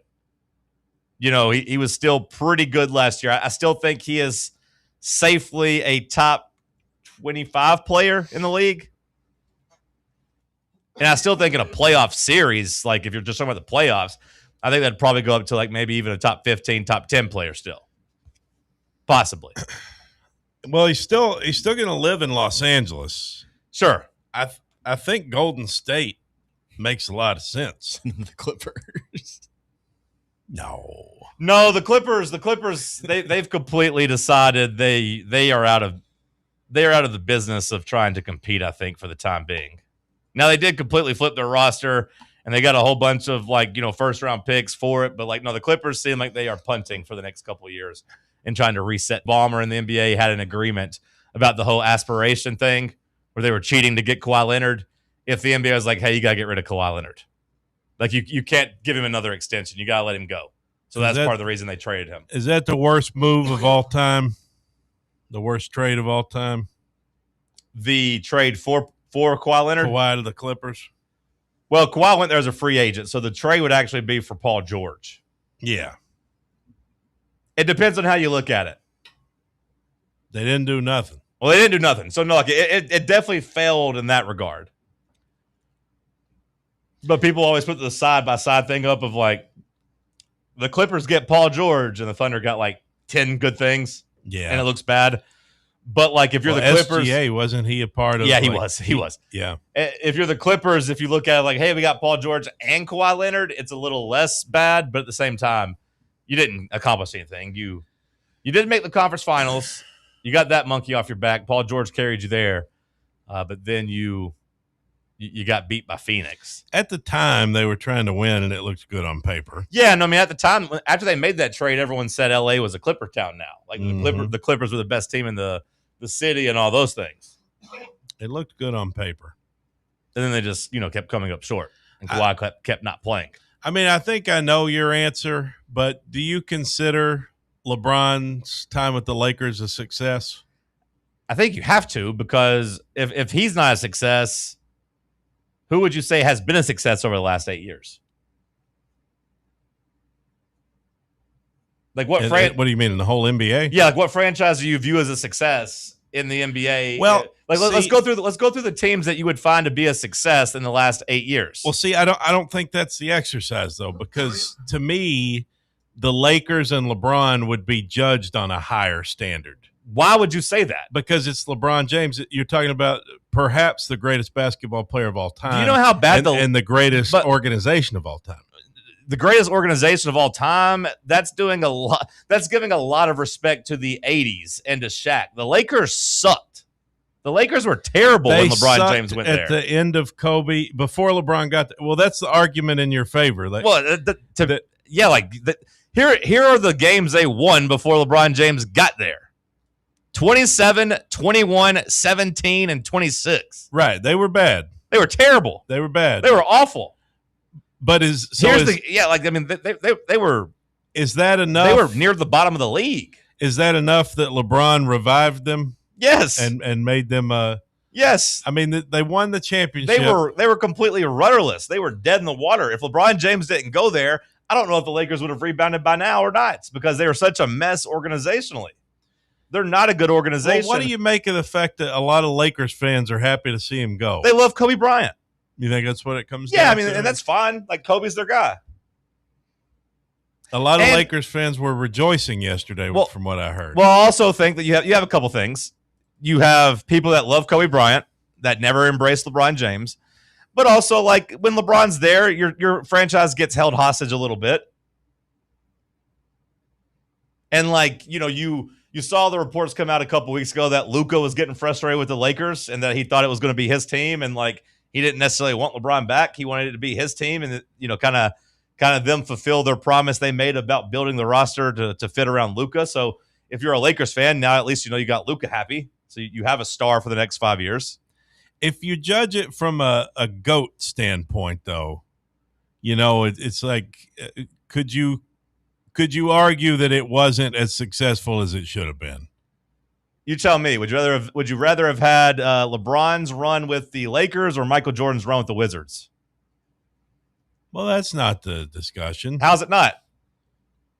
That's two different teams and two different eras and two different things. When Michael Jordan went to the Wizards, he was in his late 30s. When LeBron James went to the Lakers, he was in his late 30s.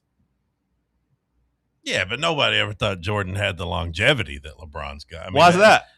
Because LeBron's got greater longevity. Why's that? Everybody knows that. Why's that? Well, he's physically superior. Okay. Agree. Everybody knows that. Agree. Yeah, but we're talking, the basketball.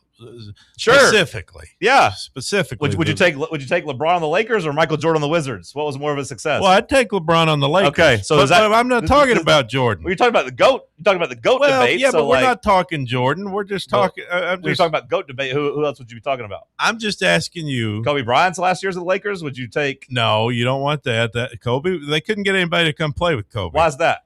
Because Kobe was kind of a kind of a horse's ass. And the Lakers organization wasn't very good. Mm-hmm. So you think it is a bona fide success? Well, I would just ask you and ask the people that would say no. If LeBron James, his last 8 years with the Lakers wasn't a success, what franchise would you say was a success over the last 8 years? Well, there's been 8 different champions. Okay, but the Lakers are one of them. The Celtics have been good. The Warriors, they got the one, but they really hadn't done anything for Steph. The Celtics have been better than the Lakers over the last 8 years. I 100% agree with that. The Warriors haven't really put anything around. Warriors Steph. have missed the playoffs how many years? I mean, the last 8 years? Yes, several. Okay, what else? I mean, you just had Denver. I don't know where you go. LeBron James had the same amount of success the last 8 years that Nikola Jokic has had during his entire time with the Nuggets. Jokic got 3 MVPs? Sure, but as far as championships, they both got one. One championship. Went to the conference finals another time. But LeBron's was the Mickey Mouse championship. It was the toughest one ever. It's the only one that had a completely even playing field.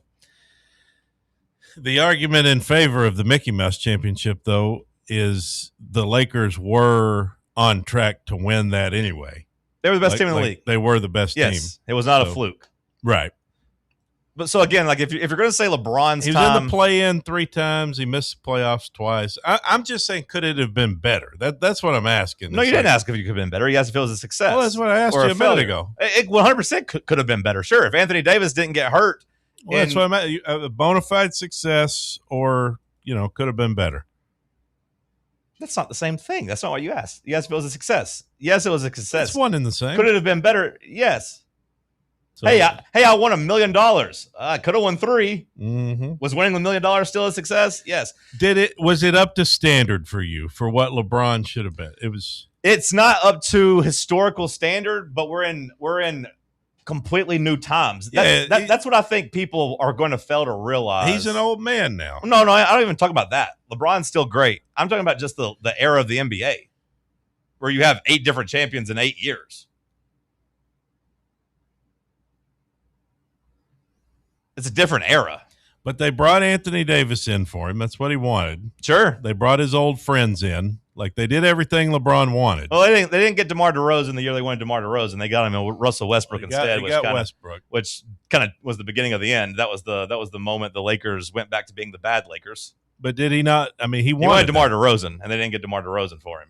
They settled for Russell Westbrook because they wouldn't pay for DeMar DeRozan. So I can't say they did everything they wanted him to do. He brought his son in there. Well, they did bring his son in there. That is 100% accurate. Let him do that whole thing. I would say that in 2021, if Anthony Davis didn't get hurt, they probably get back to the finals. Because the team that in the West that went to the finals was the Suns, and the Lakers were up 2-1, and it looked like they were getting ready to get the Suns out of there, and then Anthony Davis got hurt. They end up losing to that Suns team. The Suns go on to the championship and lose to the Bucks. So if anything, I would say Anthony Davis getting hurt kind of derailed that. Yeah, that was still a weird time during COVID too. It is crazy that he is still going to be the main attraction and the main conversation surrounding this free agency, but that's the way it is. We'll talk a little bit more about that coming up after the break. Stick with us right here on Fan Run Radio. Start your morning off with your daily dose of Talk Sports with John Reed and Cody McClure from 8 to 11, right here on the flagship station for Tennessee fans, Fan Run Radio. What kind of day is it? It's a White Claw day. Grab a pack, grab your friends. Everything else in life can wait. Your friends shouldn't. Let's go. White Claw. Grab life by the claw. Please drink responsibly. Hard seltzer with flavors. White Claw Seltzer Works, Chicago, Illinois. Are you thinking of buying a home but don't know where to start? Well, call VFL Josh Travis, your local mortgage expert with Foundation Mortgage, based right here in Knoxville. Whether it's your first home or your forever home, he'll keep the process simple every step of the way. To get started, visit mortgagebrokerjosh.com or call 423-312-9777 today. Foundation Mortgage Company, LLC is an equal opportunity housing company. NMLS number 1387311. Hear that? That's the sound of your life. Perfectly imperfect. Beating in rhythm to the world you've created. But every time you drive after drinking, the music gets drowned out. Your life sounds pretty great. Don't let a buzz ruin it.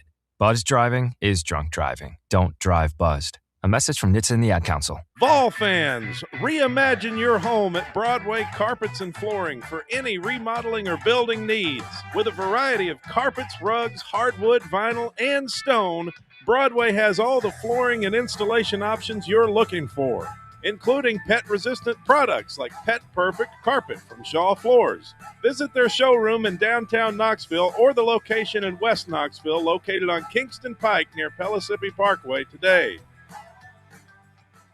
Tired of spending your weekends working in the yard? Let ECR Total Landscapes handle it for you. We'll take care of de-weeding your flower beds, leaf blowing, trimming, mulching, and more. Let us do the heavy lifting so your landscape looks great. Right now, get 10% off your first month of our monthly maintenance package when you mention promo code FANRUN. Reliable service, great results, and more free time for you. Call us today at 865-384-2012 or visit us online at ecrtotallandscapes.com. eBay Motors is here for the ride. Go ahead, feel your engine. Admire that perfectly installed exhaust. Your vehicle's moving along this freeway like it was made from fresh installs and a whole lot of love. With eBay Motors, you get over 122 million parts to keep it running. And with eBay Guaranteed Fit, they'll be the perfect fit every time. Plus, at these prices, well, we're burning rubber, not cash. Keep your ride or die alive at ebaymotors.com. Eligible items only. Exclusions apply. Running a business, coaching a team, planning your next big event, you need more than just gear. You need SM Athletics and Logo Solutions. Custom uniforms, branded apparel, promotional products, done right, done fast, and built to show off your brand with pride. From local businesses to high schools to major universities, SM Athletics is trusted by winners. Get real service, get real quality, get noticed. SM Athletics and Logo Solutions, where your brand comes to life. Visit smathletics.com and let's build something great together.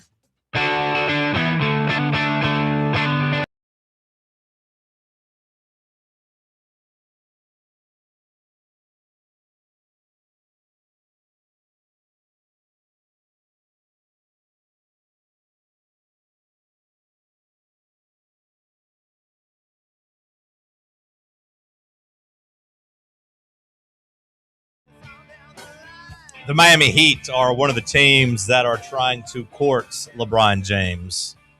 They're one of the more interesting teams of the offseason as they now have Giannis Antetokounmpo.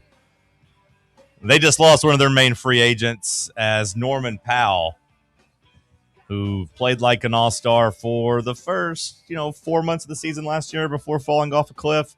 He's agreed to a 2-year, $45 million deal with the Chicago Bulls.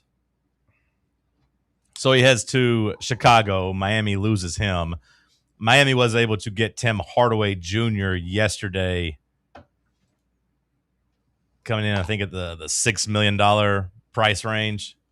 So the Heat are kind of running out of bullets to really bolster up that lineup. I don't really buy them as an actual threat to get LeBron James. To me, I think it's either Cleveland or it's Golden State. The rumors are that LeBron's family didn't really like Miami. Well, I would imagine LeBron's not going to move the whole family wherever they go. Like just him and Bronny. Bronny's going to be busy with the Lakers. You don't think Bronny will be a part of a new deal? No, I don't think so. His wife, and I think that's good for Bronny, is kind of getting out of that shadow. Plus be your own man. Yeah, plus the new team's not going to want to waste a roster spot, I wouldn't imagine. You're 21 years old. Be your own man.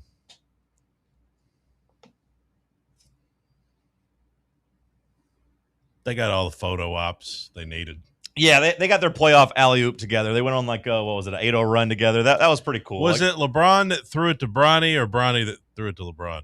I think it was LeBron. I think it was Bronny throwing to LeBron, right? LeBron dunked it? Yeah, I believe so. I couldn't remember which way that went. Or hell, maybe it was a LeBron to Bronny, and then I think Bronny maybe laid it up. I don't know. That's what I'm trying to remember. They had their playoff moment, so yeah, you just kind of let that go. Let him be his own man. You got him set up in the league. Let's see if he can stick now. But I don't really think that the new city matters in that regard because I don't think his wife's going to move their daughter. Yeah, no, I think they're staying in L.A. Yeah. So you saying that the family didn't really like Miami, I don't think really matters outside of maybe if Savannah was like, hey, LeBron, I don't want you down on South Beach partying. I don't want you down there with all the women. Yeah. All the temptation. But LeBron's in his 40s now. Maybe he doesn't have those same desires he had when he was in his mid-20s. I don't know. I don't know how long you stay horny.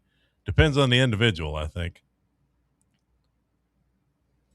I would bet on Cleveland. Really? I would bet on Cleveland just because of it makes sense emotionally. No one could really, like the Cody McClures and the Rob Parkers of the world, could really fault you for ring chasing if you went to Cleveland just because it's home. They're already competitive enough to where you have a good team, but it's not like they've won or even really been on the doorstep. So you're not even getting a ring chasing. You would be the team you would be the reason they get over the hump if they did. See, I think I want it to be Golden State. Why? I thought you said it would be weak if he joined the team that beat him. I don't believe that. I'm just arguing that. I'm just saying. I was just trying to promote some discussion. I don't believe that. I think it'd be fine. I think if you seem to Golden State and turn the injury sliders off, then I think they would be dangerous. I just don't buy that team would make it to the finish line healthy. Probably not. So I think it'd be a pretty sad ending. And also it would be him going to the two fan bases that hate him the most. Kobe Bryant's fan base with the Lakers, and now the Warriors fan base with with Steph Curry's fans. It's the most likely spot, though, right now, isn't it? Like, if you look at the odds, the betting market. I thought I saw Golden State is 45%. I think I saw that Golden State and Cleveland pretty much had the same odds. I thought maybe that was one of those Kalshi or something like that. I saw. Yeah, I thought that they had pretty much the same odds. Let me see if I can find anything, but I don't really take that too much into account. But no, you're right. An hour ago, the Warriors had 40%, 50%. So Cleveland, can you go back there again? Like, is that the storybook? The storybook ending, is that the best scenario? Well, I don't know if I'd call it storybook because, like you said, it would be a third stint. But I think winning a championship with Cleveland would mean more than winning another championship there would mean more than winning one with Steph Curry and on the Warriors. I think that's definitely true. But if I'm LeBron James and I'm 42 years old, like the one thing I learned this year is that I don't want to have to be the only scorer anymore. Yeah, no, I mean he had to carry him in the playoffs. Yeah, like I don't want to be that guy anymore. But like when they were healthy in the regular season, I think he kind of liked being the gadget, do-it-all guy and let LeBron and Reeves try to carry the offense so he could kind of rest. Cleveland just doesn't seem that appealing. I mean, outside of Donovan Mitchell. Well, Donovan Mitchell and James Harden, I mean, those are two guys. I mean, those are guys that can carry, take some burden off of you. Yeah, though. James Harden's just such a joke. Well, they could take some of the load off of you, and then you have two big guys there that could help play defense, and Jared Allen and Jarrett Mobley. Yeah. Jared Allen and Evan Mobley, excuse me. Yeah, it's Harden is such a joke. I have trouble supporting him in anything. Okay. I do not like him at all. He's one of my least favorite athletes. Why? The beard, the style of play. You have a beard? The combination of things. Not a beard like that. Not a big, long beard. I don't like a big, long beard on a basketball player. Just because he aspired us to what you wanted to be. He started to what? He amounted us to what what are you you saying, wanted to be. Bubba? Are you saying I wanted to be in the NBA? Is that what you're saying? Saying you wanted to be a professional athlete. I didn't want to be able to spend his money like how he should. Why would he be the one I'm jealous of? Wouldn't it be an NFL player? Well, he is pretty well known for going to the strip club all the time, I think is what Bubba's trying to get at. The sport I played, Bubba? Football. Harden's famous for going to the strip club all the time, though. I don't go to the strip club all the time. Well, I think Bubba's saying Because you don't have the money for it. Yeah, I think Bubba's just saying you aspire to doing that. What Bubba's saying doesn't make any sense. It very rarely does. James Harden, I just don't like him. I find him to be very unlikable. He ruined the game with his style of play, jumping into the damn defender and doing the whole pump fake three into the defender. You're not wrong. He ruined the game. You're not wrong. He set the foundation for the guys like SGA that we hate watching. You're not wrong. James Harden paved that path. He was the Beatles of flopping? Being a son of a bitch. I don't know. Yeah, not really flopping, but yeah, playing unethically. Speaking of the Beatles, there's this whole discussion going on online about younger people arguing about these old bands, and I find it really annoying. It's like Gen Z has discovered like the Beatles and the Stones and the Beach Boys, and it's like a weird thing that's in my feed. How much of the internet do you think just makes you mad? Like the stuff that's on your timeline? Or just on your timeline, like your algorithms. It feels like your algorithm is mostly just to make you mad or upset about something. For the most part, yeah. Probably. I like that Cody said by design, like Elon is sitting there like dropping in like Rolling Stones hate tweets into his timeline just to piss him off. Well, it probably is because he opens them up and interacts, and that's how the algorithm works. Right. Like by design, yeah, it is kind of. It's young people who really don't know anything about these bands, but they've like discovered them, and now they're having these like deep discussions. But Pet Sounds really was one of the all-time great albums. But did the Stones have anything that could hold up to Nothing's stopping you from being like the reply guy who carries the water for the Stones. I can't do that, Sam. No, but it's like they're deep diving but they're not really that deep. They're like, but they're trying to come off as smart about it. That's probably the part that annoys me. That's probably how a lot of people like 30 years older than you feel about you when you try to talk about them. No, but I know. Like, you weren't there. This kid wasn't there. He thinks he knows. No, but I know the ins and outs. Yeah, they think Cody thinks he knows. No, but I know more than those people. What he's read on the internet, they would say.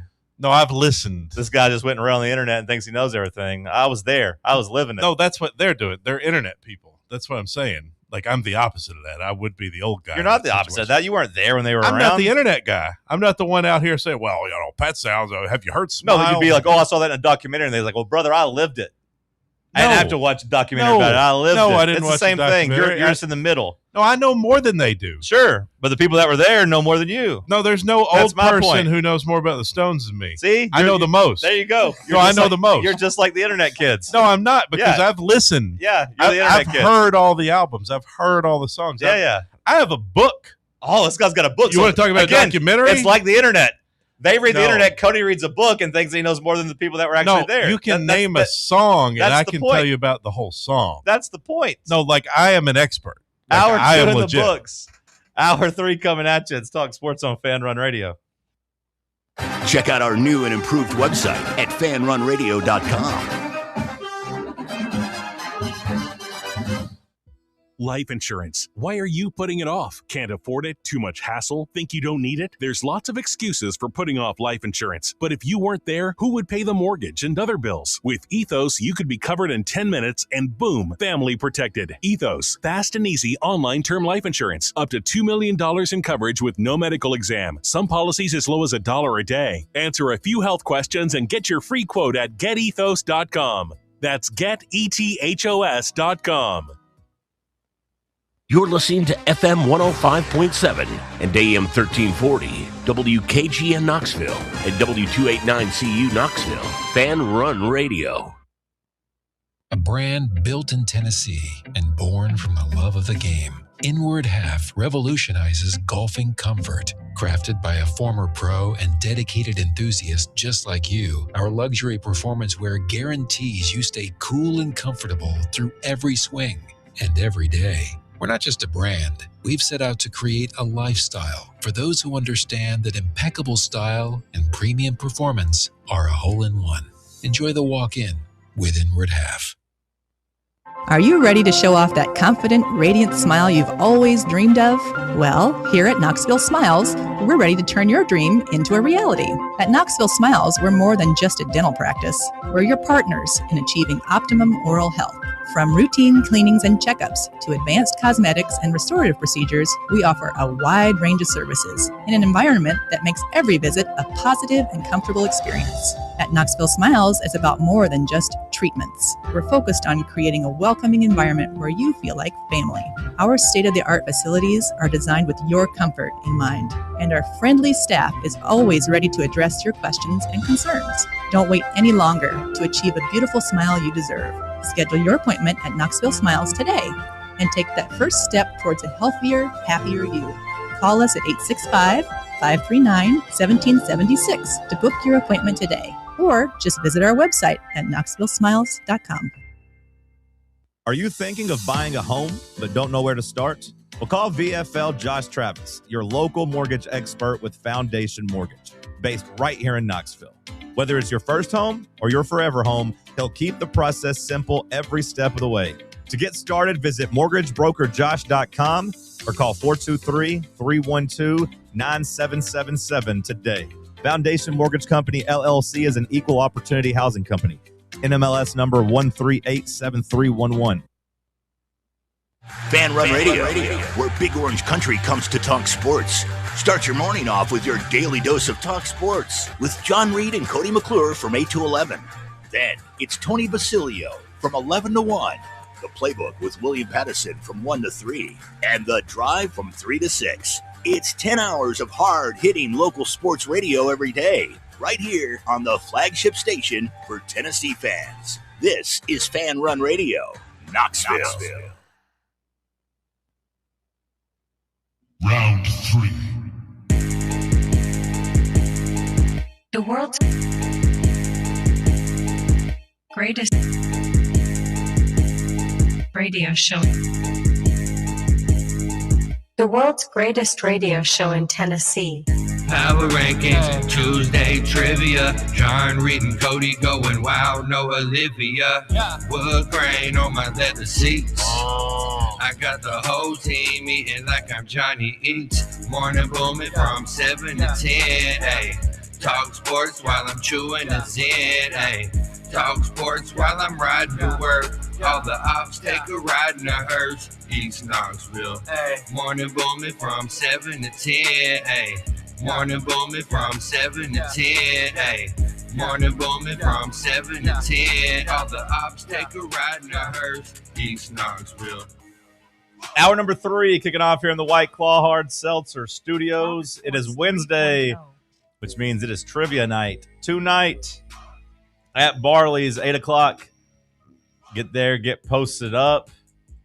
U.S. World Cup as well. Play a little team trivia, drink some booze. Hit on the waitress. Hit on the waitress. Eat some pizza. Hit on the waitress some more. Answer some trivia. Maybe flirt with the trivia guy. Hit on the waiter. Or a girl. Hour 3 headlines. What you got, Big Mike? With regards to the whole why don't the Stones seem to resonate with younger people the way other bands from they that aren't era that do good. debate. Has anyone considered that their lyrics are often overtly misogynistic in a really gross way their peers generally manage to avoid? It's true. It's true. Oh, God.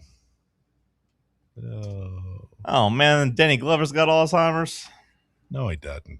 Yeah. That's not true. According to the Today Show. That's not real.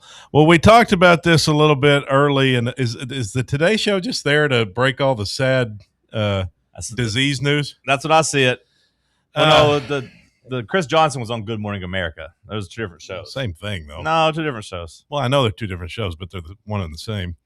But different. Yeah, but like same idea.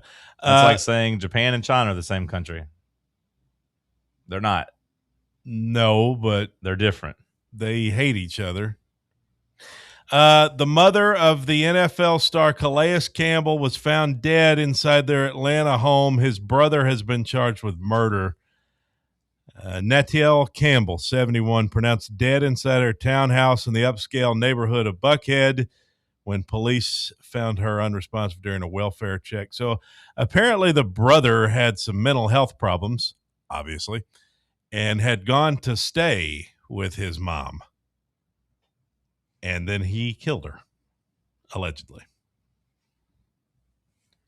Wait. Okay. Give me that again. I'm reading about another horrific story. Let's try this again. It said relatives were worried about her and called for officers to the house where they found her dead. So okay. So maybe they had heard a commotion or okay. something. Okay. I don't know. Maybe the group chat was blowing up and he had threatened her and said he was going to come do it. Or I don't know. Well, they said the brother had gone to stay with her because he was having mental health issues. Oh, so he just snapped. I guess so. Police learned a male had barricaded himself inside the home shortly after they arrived, forcing officers to enter the house and detain the individual. Facing charges of murder, aggravated assault, possession of a firearm or knife. Yeah. So did he have faraway eyes? That's a great Rolling Stones song. You ever heard that one, Bubba? No, I just looked up the most disturbing Rolling Stones songs, and they put this one. They put "Faraway Eyes" as one of the most disturbing. That's a fun little tune. There's nothing disturbing. Or excuse me, the weirdest Stones song. I mean, it's weird, yeah, but there's nothing disturbing about it. What did the list say? The worst. I had that at 1. I had Too Much Blood at 2. That's a very weird song. I Just Want to See His Face at 3. 2,000 Light Years from Home at 4. And I refuse to elaborate. Yeah. Okay. Well, none of those have problematic lyrics, if that's what you were looking for. Calling someone colored is problematic. Well, he said he was listening to gospel music on the colored radio station. Some would say that was problematic. Well, it was the 70s. That's what they called it. You said there were no problematic lyrics. I would just say they used to have colored water fountains versus... Some people would consider that problematic. Well, don't look up the lyrics to Brown Sugar, whatever you do. Chris Brown. Gray Cat Blues. The story I was reading.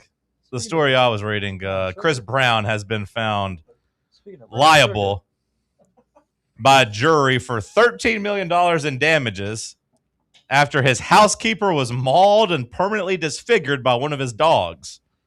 According to a lawsuit, Chris Brown fled the scene instead of calling 911. He said, I got to get away from this dog.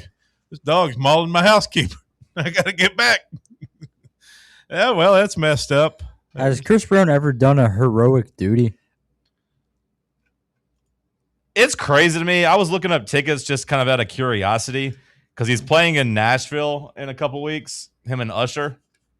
And I was just kind of curious to see what the going rate was. And like those tickets for like lower level seats, even in Nissan Stadium, are like $600. I'm like, who the hell is paying $600 to see Chris Brown in 2026?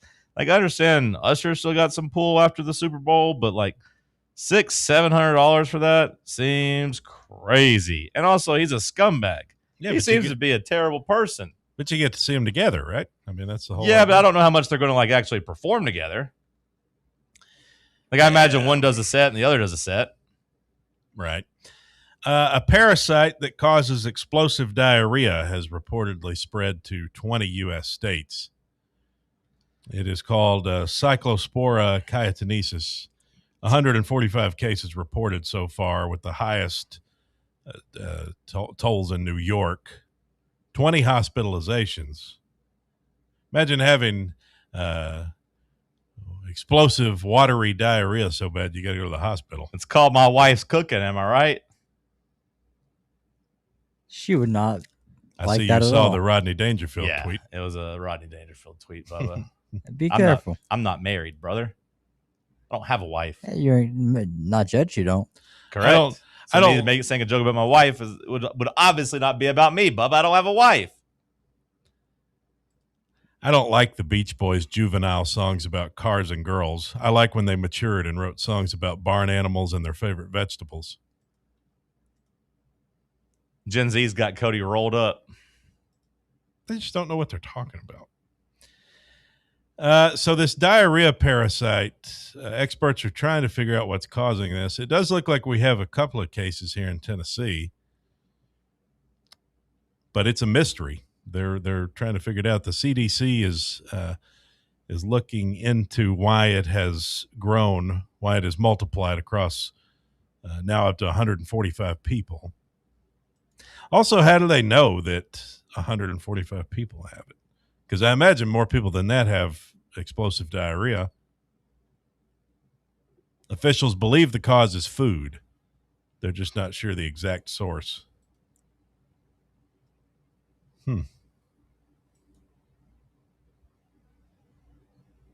Why do we have to put the word explosive in front of it whenever it's a severe case? Because sometimes you just have diarrhea and it's regular, I guess. It's not explosive. Just a linear path. Can we not just get like a little bit This one's shrapnel. lesser of a descriptor? Well, sometimes you don't paint the back of the bowl, you know. Sometimes it's just a regular, just liquid stream of steady diarrhea. A bombing. This is disgusting. I just ate. Yeah, and you're probably going to have diarrhea. The infection is usually contracted, it says, during travel as a result of consuming food or water that's been contaminated with feces. It's more common in tropical areas. So we'll see how that progresses. Hopefully nobody here gets it. Cam Patterson, Bubba, your good buddy there. Cam Patterson says Tony Hinchcliffe is not a racist. Not my buddy. He went on with Ryan. Was it Ryan Clark, the guy that does the podcast? He says Tony's not a racist. So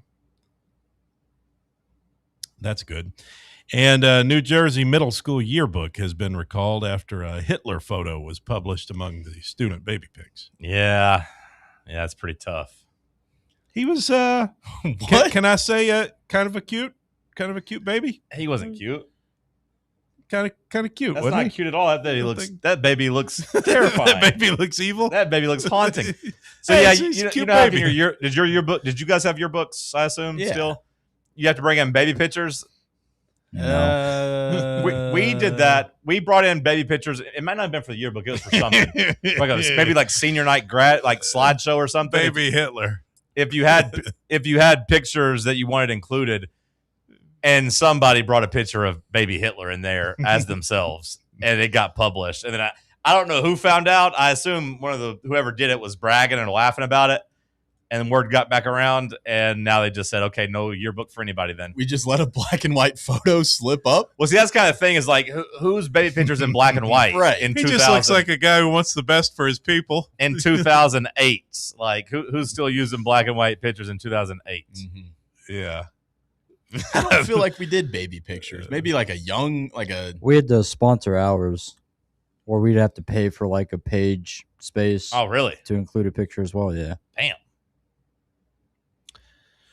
They had a thing. We had a thing where you could pay for a page with your friend. Yeah. It's like, really? That sounds familiar. Not with a friend. You just paid for a page for yourself, I think. I don't know if It'd be kind of cool if you could get one for your crew, though. Like, hey, that's what ours was. Actually, it's kind of cool. Like, hey, do you remember how much you had to pay? It was $50, like me and my $100? stepbrother. It's like we had our own page with all of our pictures together. Oh, that's kind of weird. Was there like a limit on how wasn't many? weird. Could you get like your whole high school friend group in there? Were you guys could you get the boys in there? Were you guys in the same grade? Yeah. I thought he was a little bit older than you. Yeah, no, we grew up together. Well, I knew you grew up together, but I thought he was a couple years older. Like we had a page that was Cody and Keaton on the page. Oh, that's pretty lame. It's like like everybody did it. I can show you my yearbook. Everyone's gonna think that you guys are lovers 20 years No, from that's now. not. That's not. Like, how it who's was. that? It's just a guy. It's just a guy. No, that's not how it was at all. Everybody did it. It was very common. But who did other people do it with? Their friends. Just like one, but again, like you just take out a page together. I know, but again, just one friend? Because that looks like you're lovers. One friend, two friends, three friends. If you have a group of friends, yeah. If like me and like my 5 best buddies, we have multiple you pictures make with everything so weird. You try to make everything so Well, weird. no, I'm just saying, as time would stand, I don't know how many people, like if he was just your best friend, would you have done it? Or is it because it was your stepbrother? Both. Some people did just their friends. But one friend is Yeah. is the key. Yeah. Like the weird kids that only had one friend. No, though? like the cheerleaders.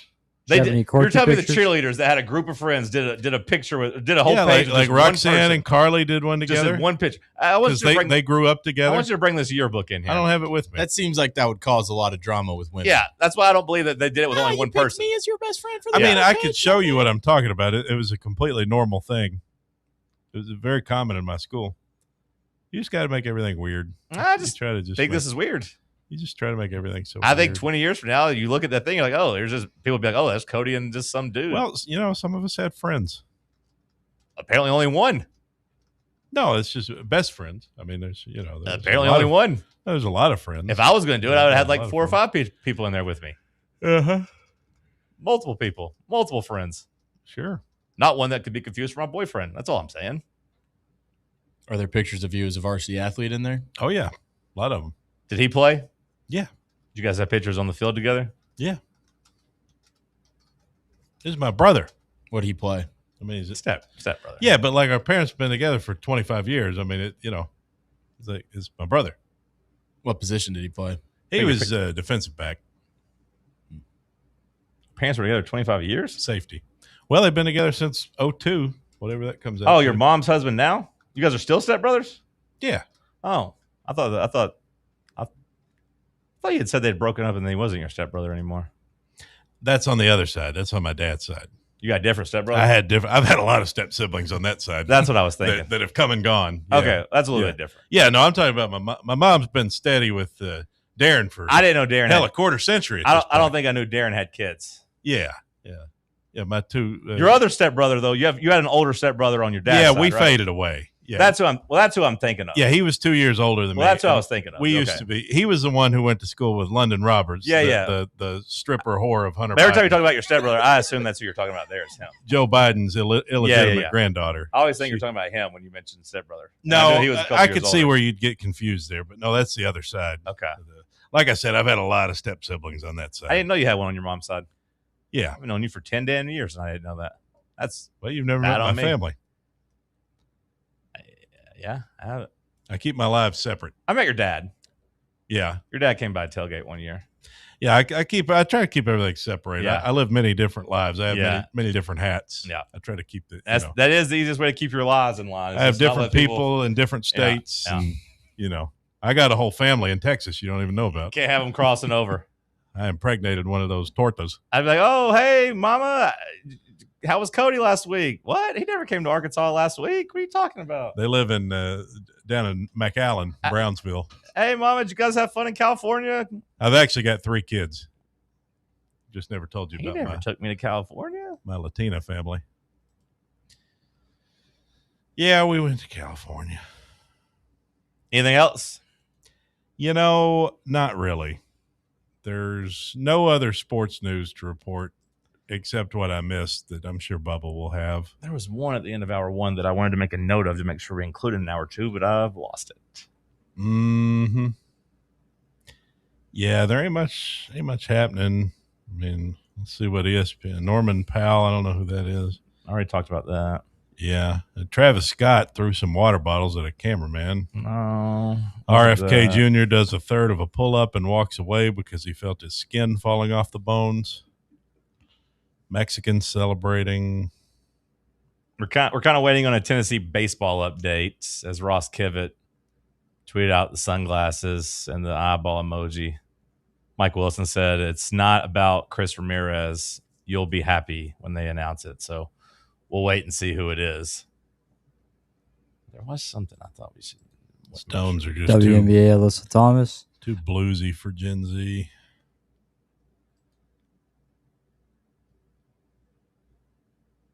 Do you have any thoughts on Alyssa Thomas? Who's that? She's the woman that punched Caitlin Clark in the neck. Yeah, they're after. So now Alyssa and her wife, DeWanna Bonner, they play on the same team. They came out and crushed the commissioner of the WNBA about how they haven't reached out to them. Now they haven't checked on Alyssa and tried to see how she was doing as she's getting death threats from people online. And then people have discovered, and a reporter's actually, here's the text exchange where they were texting each other. And the commissioner 100% checked in on her. So now people are just oh, this girl's a liar. And even other players like Courtney Williams, that's the one she pointed at was her wife. Yeah, that's who Sophie was pointing at, was the Alyssa Thomas's wife. But now other players are even just kind of making fun of Alyssa Thomas too, getting caught lying, making stuff up. Sue Bird and Jackie Young were talking about it last night. Sue Bird. They had the Commissioner's Cup, which is their in-season tournament, and when the commissioner came out to give out the trophy, though, they did boo her pretty loudly, though. People don't like that commissioner. I did think it was funny. One of the players was just they asked her about cyberbullying and basically the harassment. She's like, bro, the internet's not real life. Just block them. Just turn basically the Tyler Creator memes. You don't have to read that. If people are mean to you, just block it and move on. No, we don't feel bad for her. Stop reading the internet. If the internet makes you sad, don't read it, which is some good advice. Have you seen Chiney today on Who? ESPN? Who? Chiney doing her safe space. It's a woke ESPN. Is Asia Wilson's greatness more impressive than Tom Brady? It's you don't know this girl, the Chiney Okadumike, or yeah, I was gonna say I don't think that's her name, but no, that is her name. It says Chiney today. She's doing Chennai. Oh, well, I don't know how to I know. say it. That's fine. It's just when you were saying China, I was like, who the hell are you talking about? Oh, Chennai. Yeah. Yes, my apologies. Well, she's doing a safe space on ESPN. That's what it says. Safe space. Is Asia Wilson's greatness more impressive than Tom Brady? I mean, you could say that Asia Wilson's better compared to her peers than Tom Brady, but that's a stupid conversation. You're not gonna win anybody over. There's nobody that doesn't like women's basketball. It's going to be oh, you know what? Actually, I'm going to watch Asia Wilson now because she's so dominant. Everyone's going to laugh at you for that. You know what I mean? Mm-hmm. If you care about women's basketball and you care about the NFL, there's not many of us out there. Asia Wilson's better at her sport than Tom Brady was at his sport. The gulf is wider. But, is it more impressive? No, because it's much tougher to be good in the NFL than it is the WNBA.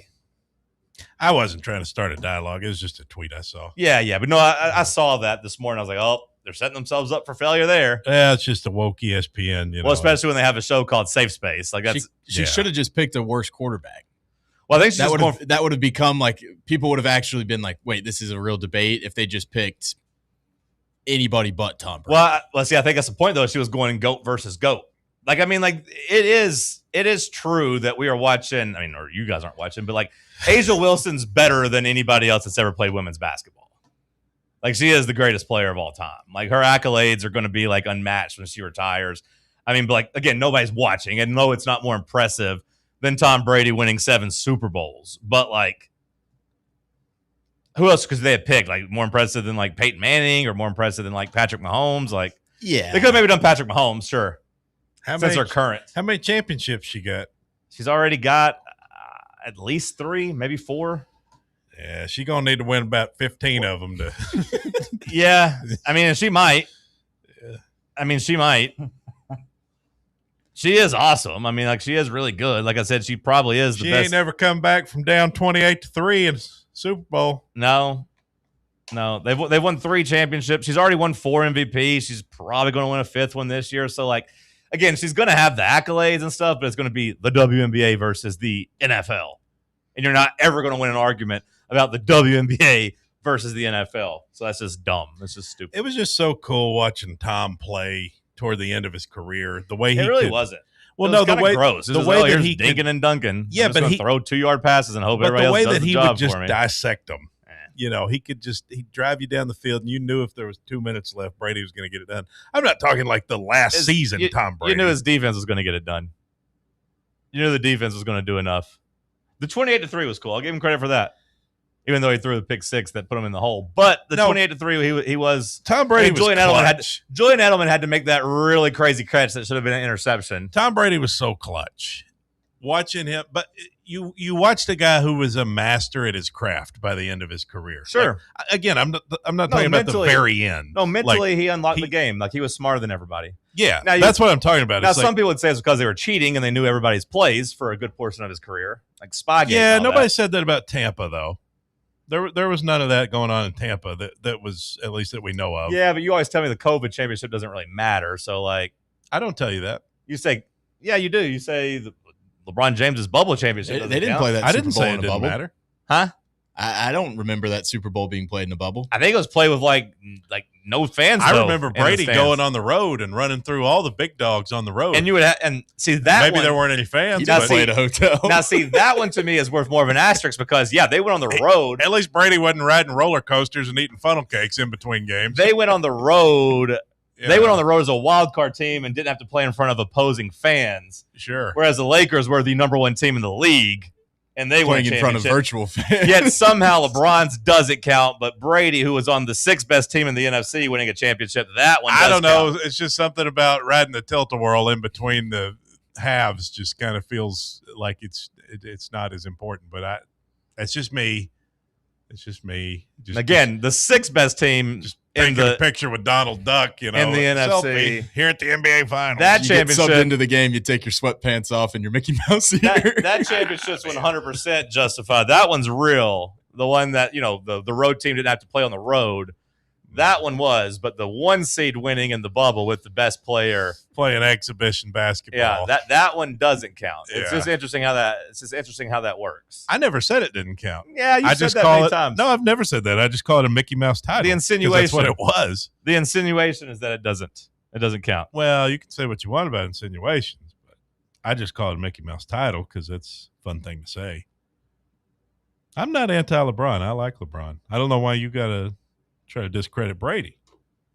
Well, I'm just saying, I mean, the defense carried them during that run. And I mean, okay, well, you could say they were not the best team in the league that year, and they got hot, and they were able to take advantage of the rules. You could say that, but we're talking about 2 different sports. I mean, Tom Brady can't get out there and play defense.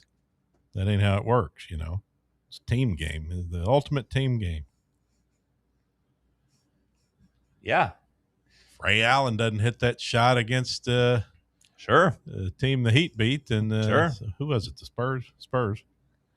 Sure. I mean, it's team games we're talking about here. Yeah. I mean, basketball people would say you affect both sides of the floor, though. What do you want Tom Brady to do? Go out there and play linebacker? You know who has to play defense? LeBron? Asia Wilson, who has, been Defensive Player of the Year 3 of the last 4 years. So, I mean, well, maybe Chani will have you on as an expert. Chanae might have been onto something. She's the best offensive and the best defensive player. Brady just had to play one side of the ball. Very interesting. Maybe that was part of her argument. Overrated, underrated. Coming up next. Stick with us. For the fans, by the fans. This is Fan Run Radio, Knoxville. Smoky Mountain Brewery is the place to be for game day. From the moment you walk in, it's wall-to-wall big screens, making Smoky Mountain Brewery the perfect place to watch the Vols or your favorite team in action. With locations in Turkey Creek, Maryville, Pigeon Forge, and Gatlinburg, you're never far away from a great time at Smoky Mountain Brewery. Try one of their world-famous microbrews like Black Bear Ale, Mountain Light, or Cherokee Ale. Juicy burgers, wings that bring the heat, and delicious handmade pizzas made with hand-tossed crust from the freshest ingredients and their own special sauce from a secret recipe, topped off with hand-grated cheese and farm-fresh toppings. And don't forget, those famous microbrews are also available in kegs for your next party or in 6-packs and growlers to go. So grab your crew and head to Smoky Mountain Brewery and tell them Fan Run Radio sent you. Smoky Mountain Brewery. Eat local, eat good. Hey Vols fans, Cody Brown here. I grew up right here in Tennessee and know what it means when someone says, I've got your back. That's why you can trust Farm Bureau Insurance of Tennessee. Whether it's your home, your vehicle, your family's future, or the business you built from the ground up, we will show up for all of your insurance needs. We are Tennesseans who understand what matters, which is doing right by you. Insurance is not all about just paperwork and policies, but it's about the people we insure every day. So if you want insurance that hits home, give me a call at 865-992-3871. Go Vols. A brand built in Tennessee and born from the love of the game. Inward Half revolutionizes golfing comfort. Crafted by a former pro and dedicated enthusiast just like you, our luxury performance wear guarantees you stay cool and comfortable through every swing and every day. We're not just a brand. We've set out to create a lifestyle for those who understand that impeccable style and premium performance are a hole-in-one. Enjoy the walk-in with Inward Half. Vol fans, reimagine your home at Broadway Carpets and Flooring for any remodeling or building needs. With a variety of carpets, rugs, hardwood, vinyl, and stone, Broadway has all the flooring and installation options you're looking for, including pet-resistant products like Pet Perfect Carpet from Shaw Floors. Visit their showroom in downtown Knoxville or the location in West Knoxville located on Kingston Pike near Pellissippi Parkway today. Your tax refund belongs to you, not an identity thief. Over $6 billion in tax refunds were flagged by the IRS for possible identity theft last year. If you're in a bind this tax season, LifeLock can help. They monitor and alert you to identity threats you'd miss on your own, even if you're careful with your personal information. And if you do become a victim of tax-related identity fraud, LifeLock has U.S.-based restoration specialists ready to help solve your identity theft issue. Plus, all LifeLock plans are backed by the $1 Million Protection Package, meaning LifeLock will reimburse you up to the limits of your plan if you lose money due to identity theft. Let LifeLock help protect your financial info, so all you have to worry about is what you do with your tax refund. Go to LifeLock.com, save up to 25% off your first year. The promo code is HERD, promo code HERD, to save up to 25% off your first year. LifeLock.com. Identity theft protection starts here.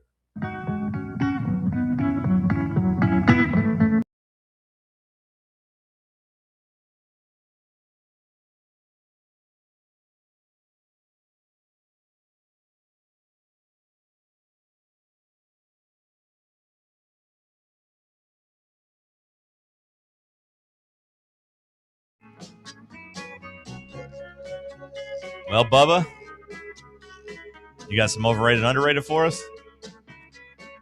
John, boy, do I. Okay, let's play. That first 10 seconds of Gimme Shelter is more interesting than anything the Beach Boys ever did. Still on these tweets, huh? I don't know why you're so mad at the Beach Boys. Why are you mad at the Beach Boys? I love the Beach Boys. Yeah, why are you so mad at the Beach Boys? I love the Beach Boys, but I mean, they weren't really rock and roll. I mean, I don't think Cody likes the Beach Boys when his Stones get grouped in with the Beach Boys. Yeah, I know, but like, Good Vibrations is it's great. It's a pretty damn good I song. love the I mean, Beach like, Boys. Good Vibrations is equally interesting to the first 10 seconds God, of Give Me Shelter. God I gotta only say, knows. God only knows. Yeah, the Beach Boys are great. Wouldn't it be nice? Holds up. Wouldn't it be nice? One of the all-time great songs. You know, you could honestly say, but it ain't rock and roll. I mean, you could honestly say the Beach Boys songs kind of hold up better 70 years later. Nice yeah, I mean, we were older. 60 years later, those are more bops now than the Rolling Stones songs are. Bops, that's the key. Yeah, bops. Sure. They stand the test of time. Exactly. Timeless, iconic music. Bops. Better songs. You're the type of person who would say that. Because you need a good studio band to make you feel good. Wasn't even the Beach Boys. It was Brian Wilson and a bunch of studio musicians that did Pet Sounds. It was the Wrecking Crew that did Pet Sounds. That's kind of so like that's those other guys. That's kind of how the Rolling Stones use backing musicians to play for them when they play live. Talking That's about what Bear told me. I trust Bear's take over yours He's when an it comes to music. He's an idiot. Bear told me that. I trust Bear. You don't know what you're talking about. Bear knows he more damn music. sure doesn't know what you're talking about. I'm acknowledging. I'm just saying what Bear told me. Bear knows more. I don't know if we can start throwing stones, at people using other people's stuff or not using their own stuff. I just be careful there. That's all I'm saying. One band could play live, the other one couldn't. Sure. Simple as that. One band's music is still good 60 years later, and the others,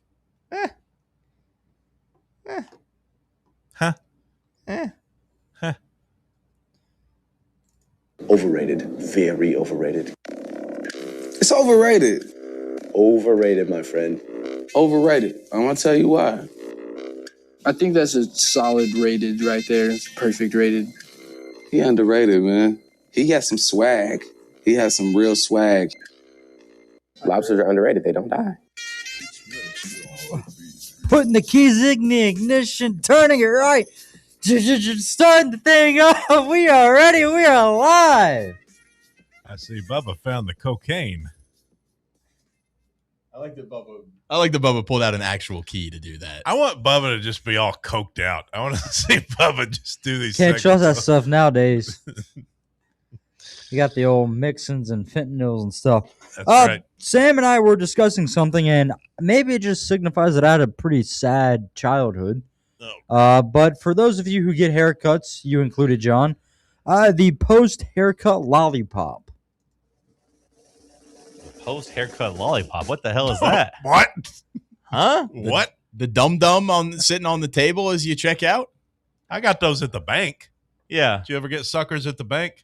That's where I got suckers. Yeah, I got suckers at the bank. I never got a lollipop at the haircut place. Bubba, That seems dangerous. Bubba, was your barber grooming you? You got to get a better barber. Quite literally. I'd go to a different barber like every time. That seems like something I wouldn't want with a bunch of loose hair around. It's after your haircut. I mean, I hear you, but you know how that hair falls out and like you got to do that You thing got hair where in your mouth? Oftentimes, yes. Well, how old are you talking? Like when you're like 5? When you're 25? If my barber still had lollipops right now, I would be grabbing 1,000% post haircut. What do you mean by lollipops? Dum-dums. Those are just suckers. Sure, suckers. Lollipops are like the big. I'm picturing the big. You're picturing circular, like a. I don't know if I've ever had a lollipop actually, like an actual. Like the big flat. Yeah. No, I'm talking just a dum-dum. We didn't get those where I got my hair. Barber Dan didn't have. He didn't have suckers. I don't think Sam did either. Not Sam Beard. Ironically enough, I'm talking about another Sam that would cut other people's beards. Tammy didn't have them. That was the name of my barber growing up. It was Sam's place. It was just Sam's. I went to Barber Dan. Shame on him. And if I couldn't go to Barber Dan, fellow Sam. I can picture I can picture the inside. It was a very old man place. It was him and then a big old woman with short hair. I don't know if she liked men or women or not, but she had a real raspy voice because she smoked a lot of cigarettes. I hated getting my hair cut from her. I used to get so mad. I only wanted Sam. I was like, I'm not getting my hair cut by no woman.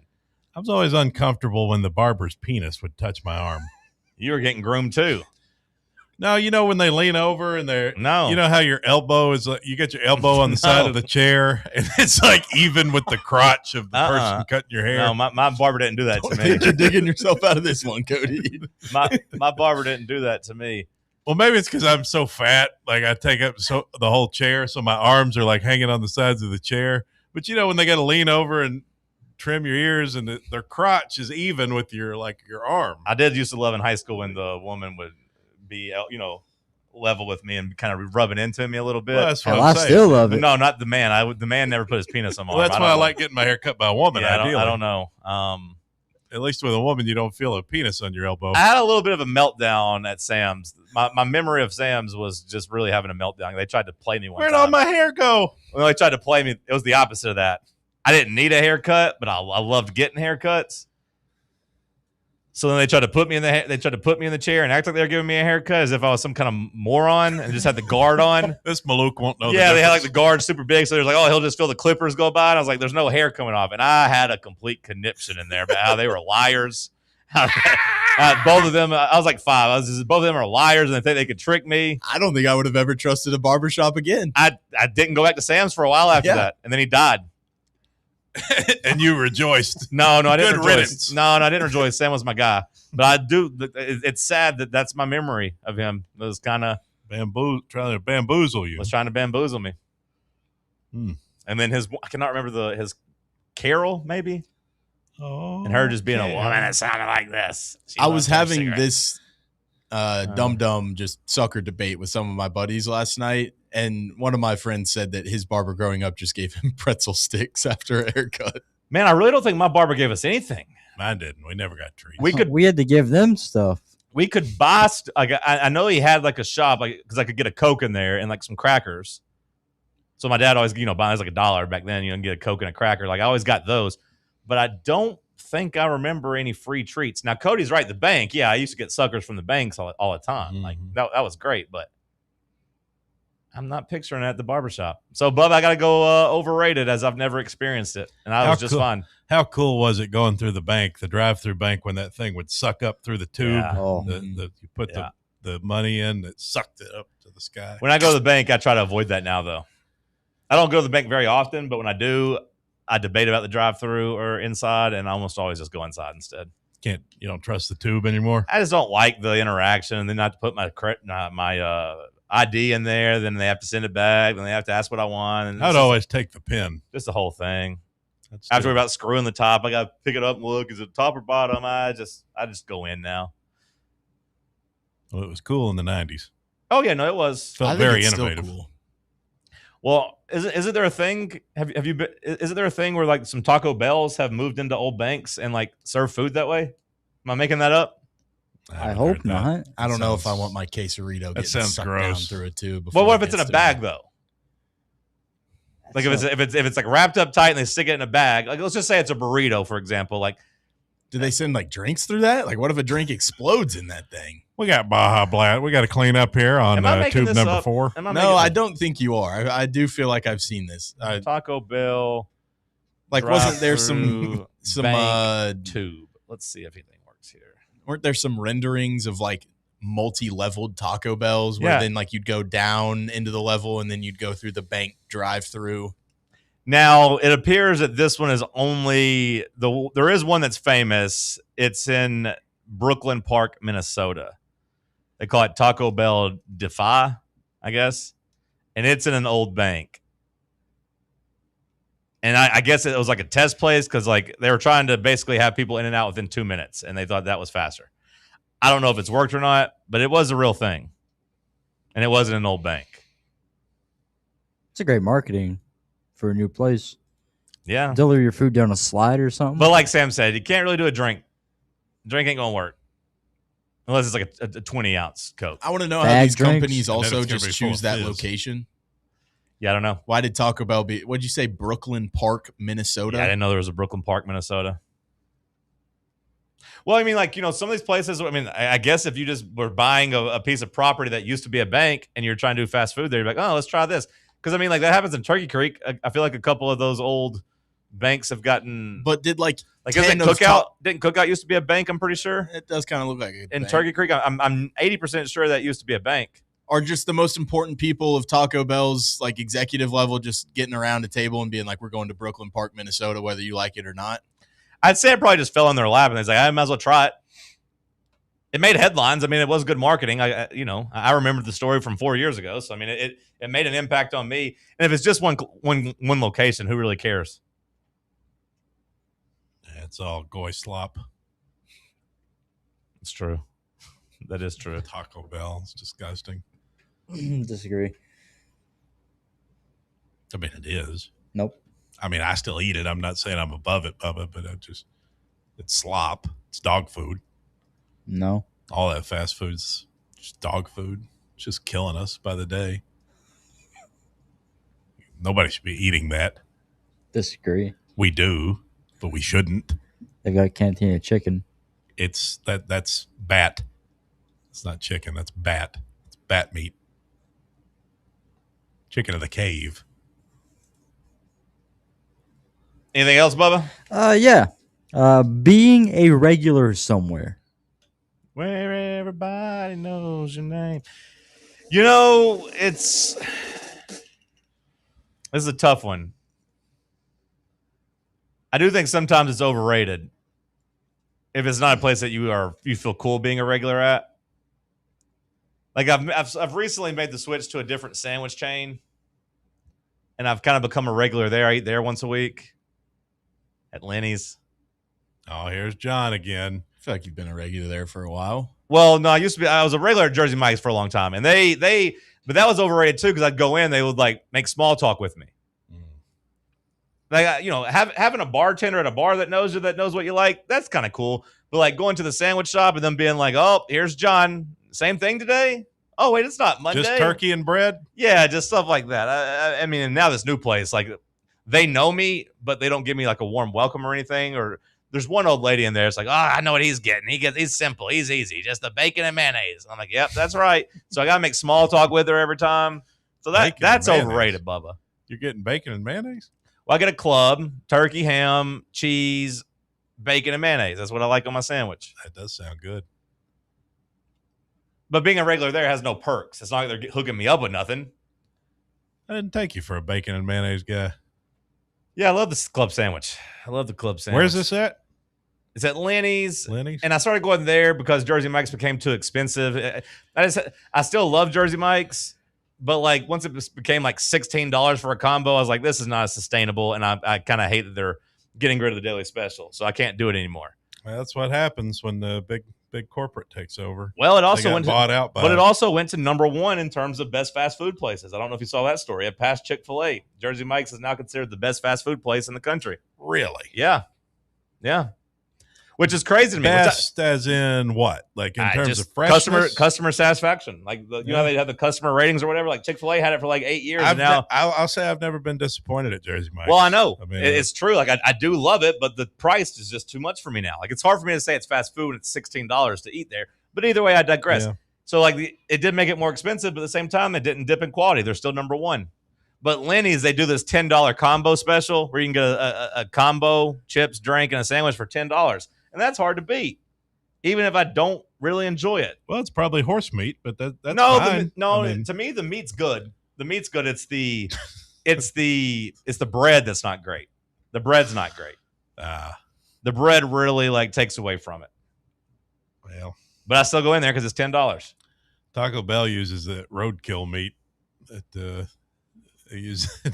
when a guy gets severed in a car accident and his leg flies off into the woods, where do you think that meat goes? It's going straight to Taco Bell, Bubba. Now, Cody gets VIP treatment at Starbucks, so being a regular there is pretty good. They made me feel good this morning. I say underrated because this morning I pull up to the drive-thru. Normally I go in. Normally I park in the handicap space and run in because I'm in a hurry. But this morning, you can get by with it. This morning I had time to, I just kind of waddle a little bit. I make one leg move. But this morning I had time to go through the drive-thru, and I didn't even say anything. I pulled up. I guess they got a camera on them. Yeah. And the girl said, "Hey, Cody, what can I get for you?" I said, "Wow."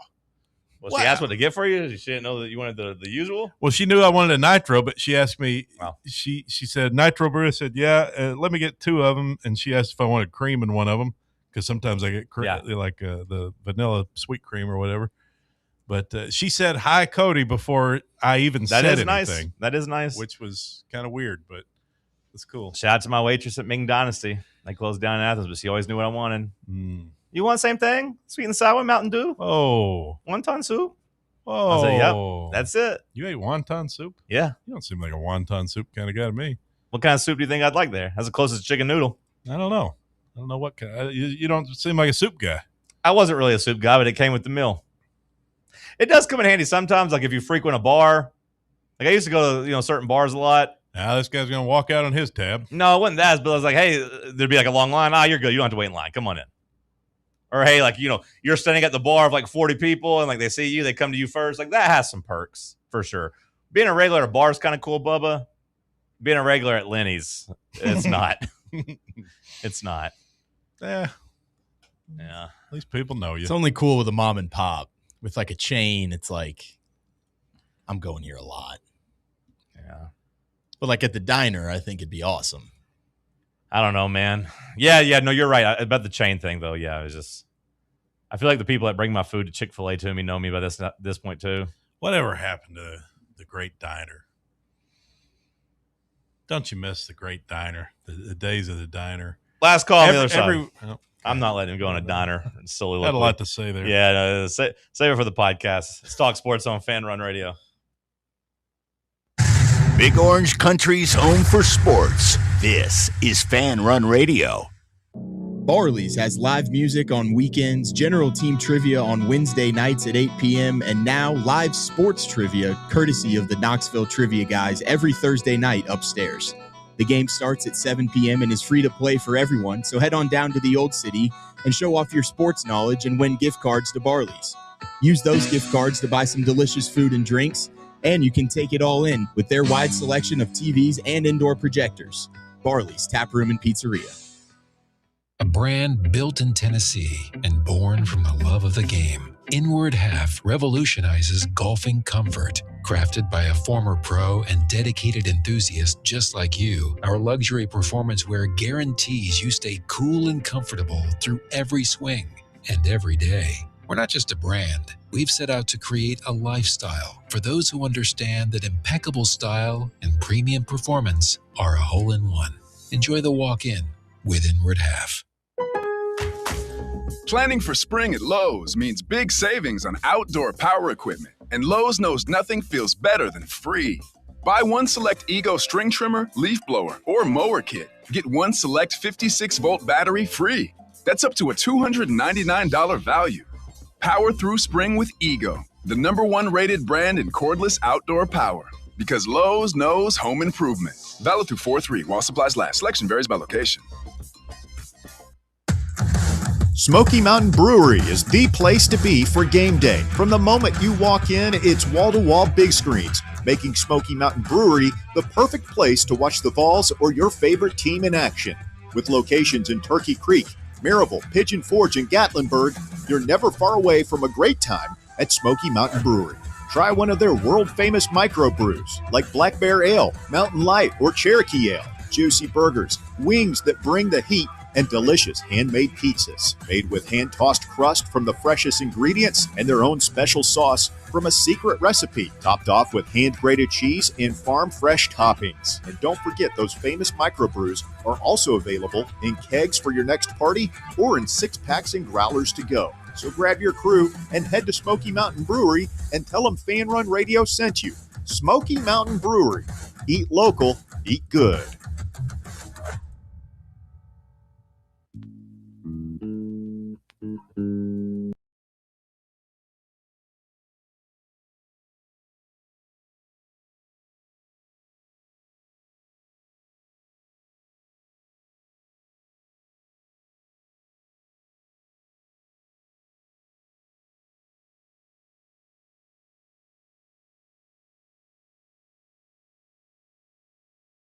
Last call here on the program as we wrap up this Wednesday show. Team USA in action tonight. Cody, how you feeling? USA. We're going to whip Bosnia's ass. They ain't got it. They don't want no part of this red, white, and blue. They'll stick up a boot up at their ass. It's the American way. You going to be watching? Yeah. I'll be watching. Okay. Progress. Let's go. Yep. Sure will be. USA. USA. USA. You know how people say sometimes they feel like we're living in a simulation? Sure. like that everything is like controlled, and it's kind of like it's almost like we're like Sims characters. Yeah. It's like, you know how yesterday, it's so weird how things happen this way. Okay. You remember yesterday I mentioned Harrison Smith? Yeah. Just briefly. Sure. It's not somebody I've thought about in months. Sure. It's not. I don't talk about Harrison Smith a lot. I don't know Harrison Smith, but every time I think about him, I think about this girl because I knew this girl who dated his brother. Right. Okay. She cute. Yeah, she's pretty cute. Isn't it crazy? Last night, I give this girl an Uber ride just by chance. I matched with her on Uber and take her home. And I knew her from that. Match with her and take her home. Okay, that's weird phrasing. No, but like I hadn't said Harrison Smith in months. Hadn't thought about him. He hadn't popped into my mind. And the day that I mentioned Harrison Smith, like I said, anytime I think of Harrison Smith, I think of this girl. Okay. Because like I've partied with her before. Uh-huh. You know, we've been out on a boat together and stuff. Sure. Last night, I just happened to get an Uber ride taking her home. Well, what'd she say to you? We just talked about, whatever. I mean, small talk. Talk about Harrison Smith. She was talking about Miles getting married, and I know her through Jesse. Did you ask her My if she friend had seen Jesse. anybody? They broke up. She's actually on the market. Oh. Did you tell her you're available too? No, I didn't make it weird. Did you tell her I'm available? Hey, I got a coworker I think you'd be perfect for. She's too old for you, Bubba. No, she ain't. She's like 38. She got a kid? She's a good-looking woman, though. No, I don't think she got no kids. Perfect. Yeah. She's a teacher. I hope so. It was just so weird yesterday that like. What do you mean by that, Bubba? It's like that simulation thing, It's like I mentioned Harrison Smith and then think of her briefly, and then boom, there she is. You got a picture of her? No, not on me. You know her Instagram? No. You know her name? Yeah. We can find her on Facebook. Bubba, what do we miss today? Rapid fire here. We have the president making over $1 billion in crypto. We have Wilson Contreras for the Red Sox getting ejected 2 times in 2 consecutive days. That president making $1 billion in crypto story is kind of crazy, huh? Yeah. Weren't we just like all fired about Hunter Biden's like art a couple of years ago? And we get upset for the Pelosi insider trading tracker. Well, I'm so mad about the Pelosi insider trading stuff, but like we're like, the Hunter Biden's using his ties to the White House to make more money. And now we're just like cool with the president making reportedly $1 billion in crypto. He's finally a billionaire. We have the lady. And we're just like, no big deal here. I also saw something with tasers and investing in like a taser company, and then they get a contract with the government shortly after. That seems kind of crazy too.